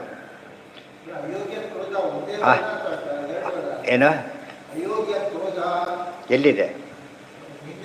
ಅಯೋಗ್ಯ ಕ್ರೋಧಾದೇನು ಮನ ಏವ ಯೋಗ್ಯ ಕ್ರೋಧ ಬೇರೆ, ಅಯೋಗ್ಯ ಕ್ರೋಧ ಬೇರೆ. ಯೋಗ್ಯ ಕ್ರೋಧ ಹಸು ಹೊಡಿತಾ ಇದ್ದಾನೆ, ಸಿಟ್ಟು ಬಂತು, ಯೋಗ್ಯ ಕ್ರೋಧ ಇದೆ, ನಿಮಗೆ ಕೇಳೋ ರೈಟ್ ಇದೆ. ಆದರೆ ಯಾವುದನ್ನೋ ಹೊಡಿತಿದ್ದಾನೆ, ಅದನ್ನು ನಮಗೆ ಸಂಬಂಧಪಟ್ಟಿದ್ದಲ್ಲ. ನಾವು ಕೇಳೋ ಡಾಕ್ಟ್ರ್ ಇಂಜೆಕ್ಷನ್ ಕೊಡ್ತಿರ್ತಾರೆ, ಹೋಗಿ ಡಾಕ್ಟ್ರ್ ಹೊಡೆದು ಬಿಡಿಸ್ಬಿಟ್ರೆ ಗೊತ್ತಾಯ್ತಾ? ಡಾಕ್ಟ್ರನ್ನ ಹೊಡೆದು ಬಿಡಿಸ್ಬಿಟ್ರೆ ಗತಿಯಾರಾಗತ್ತಾ? ಏನು ಹಿಂಸೆ ಮಾಡ್ತಾಯಿದ್ದೆ, ಸೂಜಿ ಚುಸ್ತೀಯ ಅಂತ ಕೇಳಿ ಅರ್ಥ ಮಾಡೋಕ್ಕಿಲ್ಲ. ಸೂಜಿ ಅವ್ನು ಚುಸ್ತಾ ಇಲ್ಲ, ಔಷಧಿ ಕೊಡ್ತಾ ಇದ್ದಾನೆ. ಪೊಲೀಸರು ಕಾಡನ್ನು ಹೊಡಿತಾರೆ, ಬಿಡಿಸೋಕೆ ಹೋಗಬಾರ್ದು. ಅದಕ್ಕೆ ನಾವು ದಂಡಿಸ ಸತ್ಯ ಬಿಡಿಸೋಕೆ ಹೊಡಿತಿದ್ದಾರೆ. ಹಾಗೆ ಯಾರನ್ನ ಹೊಡಿತಿದ್ರೆ ಕೇಳ್ಬೋದು ನಿರಪರಾಧಿಗಳನ್ನು. ಇದೆಲ್ಲ ರೋಲ್ ಇದೆ. ಆ ಅರ್ಥದಲ್ಲಿ ಯೋಗ್ಯ ಕ್ರೋಧ, ಅಯೋಗ್ಯ ಕಾಮ ಅರ್ಥ ಇರಬೇಕು ಅದಕ್ಕೆ. ಕೆಟ್ಟ ಕಾಮನೇ ನಿಂದೆ, ಒಳ್ಳೆ ಕಾಮನೇ ಇರಬೇಕು. ಅದು ತುಂಬ ಸರಿ ಹೇಳಿದ್ದೇನೆ. ಟೆಕ್ಸ್ಟ್ ಬುಕ್ ತೊಗೋಬೇಕು ಕೊಡು ಅಂತ ಕೇಳಿದರೆ ಒಳ್ಳೆ ಕಾಮನೆ, ಸಾಲ ಮಾಡಿದ್ರೆ ಕೊಡಿಸ್ತಾನೆ. ಆ ಸಿನಿಮಾಕ್ಕೆ ಹೋಗ್ಬೇಕು ಕೊಡಿಸು ಅಂದರೆ ಕೊಡೋದಿಲ್ಲ ಅಂತ ಹೇಳಿಲ್ಲ. ಅದು ಸರಿ ಆಗ್ತದೆ. ದುಷ್ಕಾಮನೆ ಬರೀ ಕಾಮನೆ ಇಲ್ಲದೆ ಯಾರು ಇರ್ಲಿಕ್ಕೆ ಬರೋದೇ ಇಲ್ಲ, ಜಡ ಬಿಡ್ತಾರೆ, ಸತ್ತೋಗ್ಬಿಡ್ತಾರೆ ಅಷ್ಟೇ. ಹಾಗಿರ್ಲಿಕ್ಕೆ ಸಾಧ್ಯ ಇಲ್ಲ. ಆದರೆ ದೇವತೆಗಳ ಮೇಲೂ ಕೋಪ ಮಾಡ್ಕೊಳ್ಬಾರ್ದು. ಆತ್ಮ ಯದಿ ಸ್ಯಾತ್ ಸುಖ ದುಃಖ ಹೇತು ಕಿಮನ್ಯತಸ್ತತ್ರ ನಿಜಸ್ವಭಾವ ನ ಹ್ಯಾತ್ಮನೋನ್ಯದ್ಯದಿ ತನ್ಪುರುಷಾ ಸ್ಯಾತ್ ಕ್ರುದ್ಧೇತ ಕಸ್ಮೈ ನ ಸುಖಂ ನ ದುಃಖಂ. ಆದ್ದರಿಂದ ಸುಖ ದುಃಖ ಹೇತು ಅನ್ನೋದು ಪರಮಾತ್ಮ ಅಂತ ತಿಳ್ಕೊಳ್ಳೋದಾದರೆ ಪ್ರಶ್ನೆ ಮಾಡಾಗೆ ಇಲ್ಲ. ಯಾಕೆ ಅಲ್ಟಿಮೇಟ್ ಅಂತ ತಪ್ಪು ಮಾಡೋ ಚಾನ್ಸೇ ಇಲ್ಲ. ಅದರಿಂದಾಗಿಯೇ ಬರೀ ತಪ್ಪು ನಮ್ಮಲ್ಲೇ ಹುಡುಕಿ ಸರಿ ಮಾಡ್ಕೋಬೇಕಷ್ಟೇ, ಬೇರೆ ಅಲ್ಲ. ದುರ್ಯೋಧನೆ ಮಾಡ್ಕೊಳ್ಳಿಲ್ಲ ಕೆಲಸನ, ದುಷ್ಟರು ಮಾಡ್ಕೊಂಬೋದಿಲ್ಲ. ಆದ್ದರಿಂದ ದುರ್ಗತಿ ಆಗತ್ತೆ. ನಹಿ ಆತ್ಮನ ಸ್ವಭಾವಾದನ್ಯದ್ಭವತಿ ತದಿ ಯದಿ ದೃಶ್ಯತೆ ತದಾಪಿ ವೃಷಾ ಸ್ಯಾತ್. ಆದರೆ ಸಜ್ಜೀವನಿಗೆ ಸ್ವಭಾವತಃ ದುಃಖ ಇಲ್ಲ, ಕಂಡ್ರೆ ಅದು ಭ್ರಮೆಯಾಗಿರುತ್ತೆ. ಸುಖರೂಪಂ ದುಃಖಂ ನಭವತಿ, ಸುಖರೂಪಂ ದುಃಖಂ ನಭವತಿ. ದುಃಖ ಸುಖರೂಪವಾಗಿದೆ, ಸುಖ ದುಃಖರೂಪವಾಗಲಿಕ್ಕೆ ಸಾಧ್ಯ ಇಲ್ಲ. ಅಥವಾ ಮನಯೇವ ತಥಾಧರಿಸಿ, ಮನಸ್ಸಿನ ಭ್ರಾಂತಿ ಅಷ್ಟೇ ಹೊರತು ನಿಜವಾಗ್ಲೂ ಏನಲ್ಲ ಅಲ್ಲಿ, ನಿಜವಾದ ದುಃಖ ಅಲ್ಲ. ದುಃಖ ಅಂತ ತಿಳ್ಕೊಳ್ಳೋದೇ ಒಂದು ತಪ್ಪು. ಜೀವಸ್ಯ ಸುಖರೂಪಸ್ಯ ನ ದುಃಖಂ ಕ್ವಚಿದಿಶ್ಯತೆ ಅಥೋ ಮನೋ ಅಭಿಮಾನೇನ ದುಃಖೀ ಭವತಿ ನಾಣ್ಯತಾ ಇತಿ ಭಾರತೆ. ಸ್ವರೂಪ ಸುಖ ಸಾತ್ವಿಕ ಜೀವನಿಗೆ ಸ್ವರೂಪದಲ್ಲಿ ಆನಂದ ಇರೋದರಿಂದ ದುಃಖಾನುಭವ ಆಗೋದೇ ಇಲ್ಲ. ಗೊತ್ತಾಯ್ತಾ? ಅಕಸ್ಮಾತ್ ಆದರೆ ಅದು ಅಭಿಮಾನದಿಂದ ಆಗಿ ಹೊರಗಿಂದ ಹೊರತು ಒಳಗಿಂದಲ್ಲ. ಆದ್ದರಿಂದ ಅಭಿಮಾನ ಗೆದ್ದು ಬಿಟ್ಟರೆ ಮುಗಿದು ಮತ್ತು ಏನು ಯೋಚನೆ ಮಾಡೋಂಗಿಲ್ಲ. ಡಾಕ್ಟ್ರನ್ನ ಇಂಜೆಕ್ಷನ್ ಚುಚ್ಚಿ ಮೇಲೆ ನಾವು ಥ್ಯಾಂಕ್ಸ್ ಹೇಳ್ತೀವಿ, ಬೈತೀವೋ, ಏನು ಮಾರ ಕೊಟ್ಬಿಟ್ಟು ನೋಯಿಸ್ಬಿಟ್ಟು ಎಲ್ಲ ಅಂತಾರ, ಏನು ಅನ್ನೋದು. ಯಾಕೆ ಅವ್ರು ಮಾಡಿದ್ದು ಯಾತಕ್ಕೋಸ್ಕರ? ನಮ್ಮ ರೋಗ ವಾಸಿ ಮಾಡೋದು ಕೊಟ್ಟು ಔಷಧಿ. ಆದ್ದರಿಂದ ದುಡ್ಡು ಕೊಟ್ಟು ಥ್ಯಾಂಕ್ಸ್ ಹೇಳಿ ಗಂಡಾಗೆಲ್ಲ ನೆನೆಸ್ಕೊಂಡು ಮಾಡಬೇಕು. ಈ ಮಧ್ಯೆ ಭಾರಿ ಒಳ್ಳೆ ಕೆಲಸ ಮಾಡಿದರು ಅಂತೇಳಿ ಚುಚ್ಚಿದ್ದಾನೆ ಅವನು. ಆ ರೀತಿ ಅನುಸಂಧಾನ ಮಾಡಬೇಕು. ದೇವರು ಎಚ್ಚರಿಕೆ ಕೊಡ್ತಾ ಇದ್ದಾನೆ. ಗ್ರಹ ನಿಮಿತ್ತಂ ಸುಖ ದುಃಖ ಯೋಶ್ಚೇತ್. ಅದೆಲ್ಲ ತತ್ಸಂಗಿ ಆಚಾರ್ಯ ಒಂದು ಮಾತು ಇದಿಷ್ಟು ಕೂಡ. ನಚಕರ್ಮ ವಿಮಾಮನ ಕಾಲ ಗುಣ ಪ್ರವೃತ್ತೀಶ ಮಹಿತ್ತನು ತದ್ಧೀಯತಃ. ನಾನು ಕಾರಣನ ಅಲ್ಲ, ಸ್ವತಂತ್ರ ತಾನು ಮಾಡೋದಿಲ್ಲ. ಆಮೇಲೆ ಇವರು ಬೇರೆ ಕಾರಣನ ಅಲ್ಲ, ಇಂದ್ರಿಯಗಳ ಅಲ್ಲ, ಅಧಿಪತಿಗಳ ಅಲ್ಲ, ದೇವರ ಅಲ್ಲ, ಒಂದೊಂದೇ. ಕೊನೆಗೇನು ಗ್ರಹಗಳಾಗ್ಬೋದು ಅಂತ ಕೇಳಿದರೆ ಗ್ರಹಗಳಲ್ಲ, ಅದು ಕಾಲ. ನಚಕರ್ಮ ವಿಮಾನ ಕಾಲ. ಗ್ರಹಗಳಿಂದ ಆಗತ್ತಾ? ಗ್ರಹಗಳಿಂದ ಆಗೋದಿಲ್ಲ. ಅವ್ರು ಏನೇ ಇದ್ರು ಕೂಡ ಪೊಲೀಸ್ ಅಂದರೆ ಹೊಡಿತಾನೆ ಸುಮ್ಮನೆ ತಿಳ್ಕೊಳ್ಳೋಕೆ ಕಾರಣ ಇಲ್ಲ, ತಪ್ಪೇ ಇಲ್ಲ. ಗೊತ್ತಾಯ್ತಾ? ಇಲ್ಲಪ್ಪ ಯಾಕೆ ಅಂತ ಕೇಳಬೇಕು ನೋಡಿ. ಅದೆಲ್ಲ ರೈಟ್ ಇದೆ, ಗೊತ್ತಾಯ್ತಾ? ಈಗ ಅರೆಸ್ಟ್ ವಾರೆಂಟ್ ಅರೆಸ್ಟ್ ಮಾಡೋಂಗಿಲ್ಲ ಯಾರು ಕೂಡ. ತೋರಿಸ್ಬೇಕು, ಅವ್ರು ವಾರೆಂಟ್ ತೋರಿಸ್ಬಿಟ್ಟು ಅದ್ರ ಕೊಡಬೇಕು. ಅದು ಎಕ್ಸಾಮ್ ಬೇರೆಯವ್ರು ಮಾಡಿರ್ತಾರೆ, ಇವನ ಕೆಲಸ ಅಲ್ಲ. ಅದು ಕೇಳೋ ಹಕ್ಕು ಅವನಿಗಿದೆ. ಯದಾ ನಿಮಿತ್ತಂ ಗ್ರಹ ದುಃಖ ಯೋಶ್ಚೇತ್ ಯುವಾತ್ಮನೋಶ್ಯ ಜನಸ್ಯ ತೇವೈ. ಗ್ರಹಗಳಿಂದ ಒಪ್ಪೋದಾದರೂ ನಿನ್ನ ರೋಲ್ ಅಂತ ಇಲ್ಲ ಅಂತಾಯಿತು, ಬೇರೆಯವ್ರ ರೋಲು ಇಲ್ಲ ಅಂತಾಯಿತು. ಗ್ರಹಗಳ ರೋಲ್ ಇಲ್ಲ ಅಂತ ನಿಮಗೆ ಗೊತ್ತಾಗುತ್ತೆ, ದೇವರಿದ್ದಾನೆ. ಗ್ರಹೈರ್ಗ್ರಹಸ್ಯ ಇವ ಭವಂತಿ ಪೀಡಾ ಕ್ರುದ್ಧೇತ ಕಸ್ಮೈ ಪುರುಷಸ್ತತೋನ್ಯ ಗೃಹ್ಯಮಾಣತ್ವಾತ್ ಗ್ರಹೋ ದೇಹ. ಗ್ರಹ ಅಂದರೆ ದೇಹನೂ ಹೌದು, ಗ್ರಹ ಅಂದರೆ ಗ್ರಹಗಳು ಹೌದು. ಆದರೆ ಗ್ರಹಗಳು ಯಾವುದೇ ಕಾರಣ ಮಾಡಿದರೂ ಕೂಡ ಅದು ತಮ್ಮ ಕೆಲಸವನ್ನು ತಾವು ಮಾಡೀವಿ ಅಂಥೇಳಿ ನಾವು ಅನ್ಬೇಕೆ ಹೊರತು ಶನಿ ಕಾಟ ರಾಹು ಕಾಟ ಬೈಲಕ್ಕೆ ಹೋಗಬಾರ್ದು.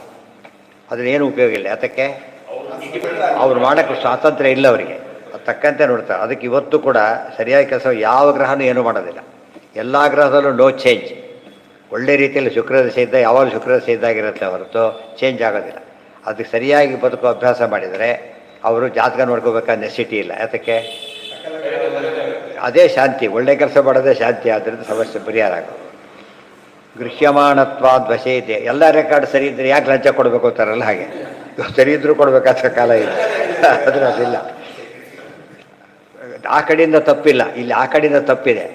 ದೇವ್ರ ಕಡೆಯಿಂದ ತಪ್ಪು ಬರೋದಿಲ್ಲ. ಆದ್ದರಿಂದ ಫ್ರೀ ಅದು. ಕರ್ಮಾಸ್ತು ಹೇತು ಕಂಪ್ಯೂಟರ್ ಮೇಲೆ ಬಂದಾಗ ಬೈಯೋದಿಲ್ವಲ್ಲ ಹಾಗೆ. ಕಂಪ್ಯೂಟರ್ ಮೇಲೆ ಬಂದಾಗ ಬೈಯೋದಿಲ್ಲ. ಯಾಕೆ? ಅದು ಅದೇ ಯಾರೂ ಮಾಡಿದ್ದಲ್ಲ. ಆ ಲೆಕ್ಕ ಆಟೋಮೆಟಿಕ್ಕಾಗಿ ತೋರಿಸುತ್ತೆ ಅಂತೇಳಿ. ಕರ್ಮಾಸ್ತು ಹೇತು ಸುಖ ದುಃಖಯೋರ್ವೈ ಕಿಮಾತ್ಮನಸ್ತದ್ಧಿ ಜಡೇ ಜಡ. ಇದಿಷ್ಟ ಶ್ಲೋಕಕ್ಕೆ ವ್ಯಾಖ್ಯಾನ. ಇಡೀ ದ್ವಾದಶ ಸ್ತೋತ್ರ ಇದರ ಸಂಬರಿ. ಆ ವಾಕ್ಯ ಲೈನ್.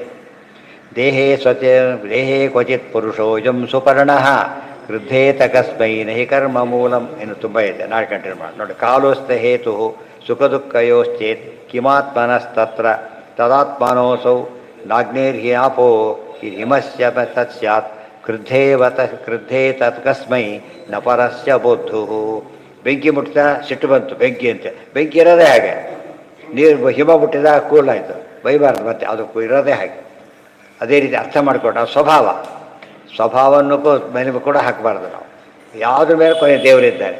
ಆದ್ದರಿಂದ ನಮ್ಮ ಕಡೆಯಿಂದ ನಮಗೂ ದೇವರಿಗೂ ಅಲ್ಟಿಮೇಟ್ ಕಾಂಟ್ಯಾಕ್ಟ್ ಬರೋದು ನಮಗೂ ದೇವರಿಗೆ. ಆದ್ದರಿಂದ ಉಳಿದವ್ರು ಏನೇ ಇದ್ದರೂ ಏನು ಮಾಡಿರ್ತಾರೆ, ಅವರು ತಮ್ಮ ಕೆಲಸ ಮಾಡಿರ್ತಾರೆ ಅಷ್ಟೇ.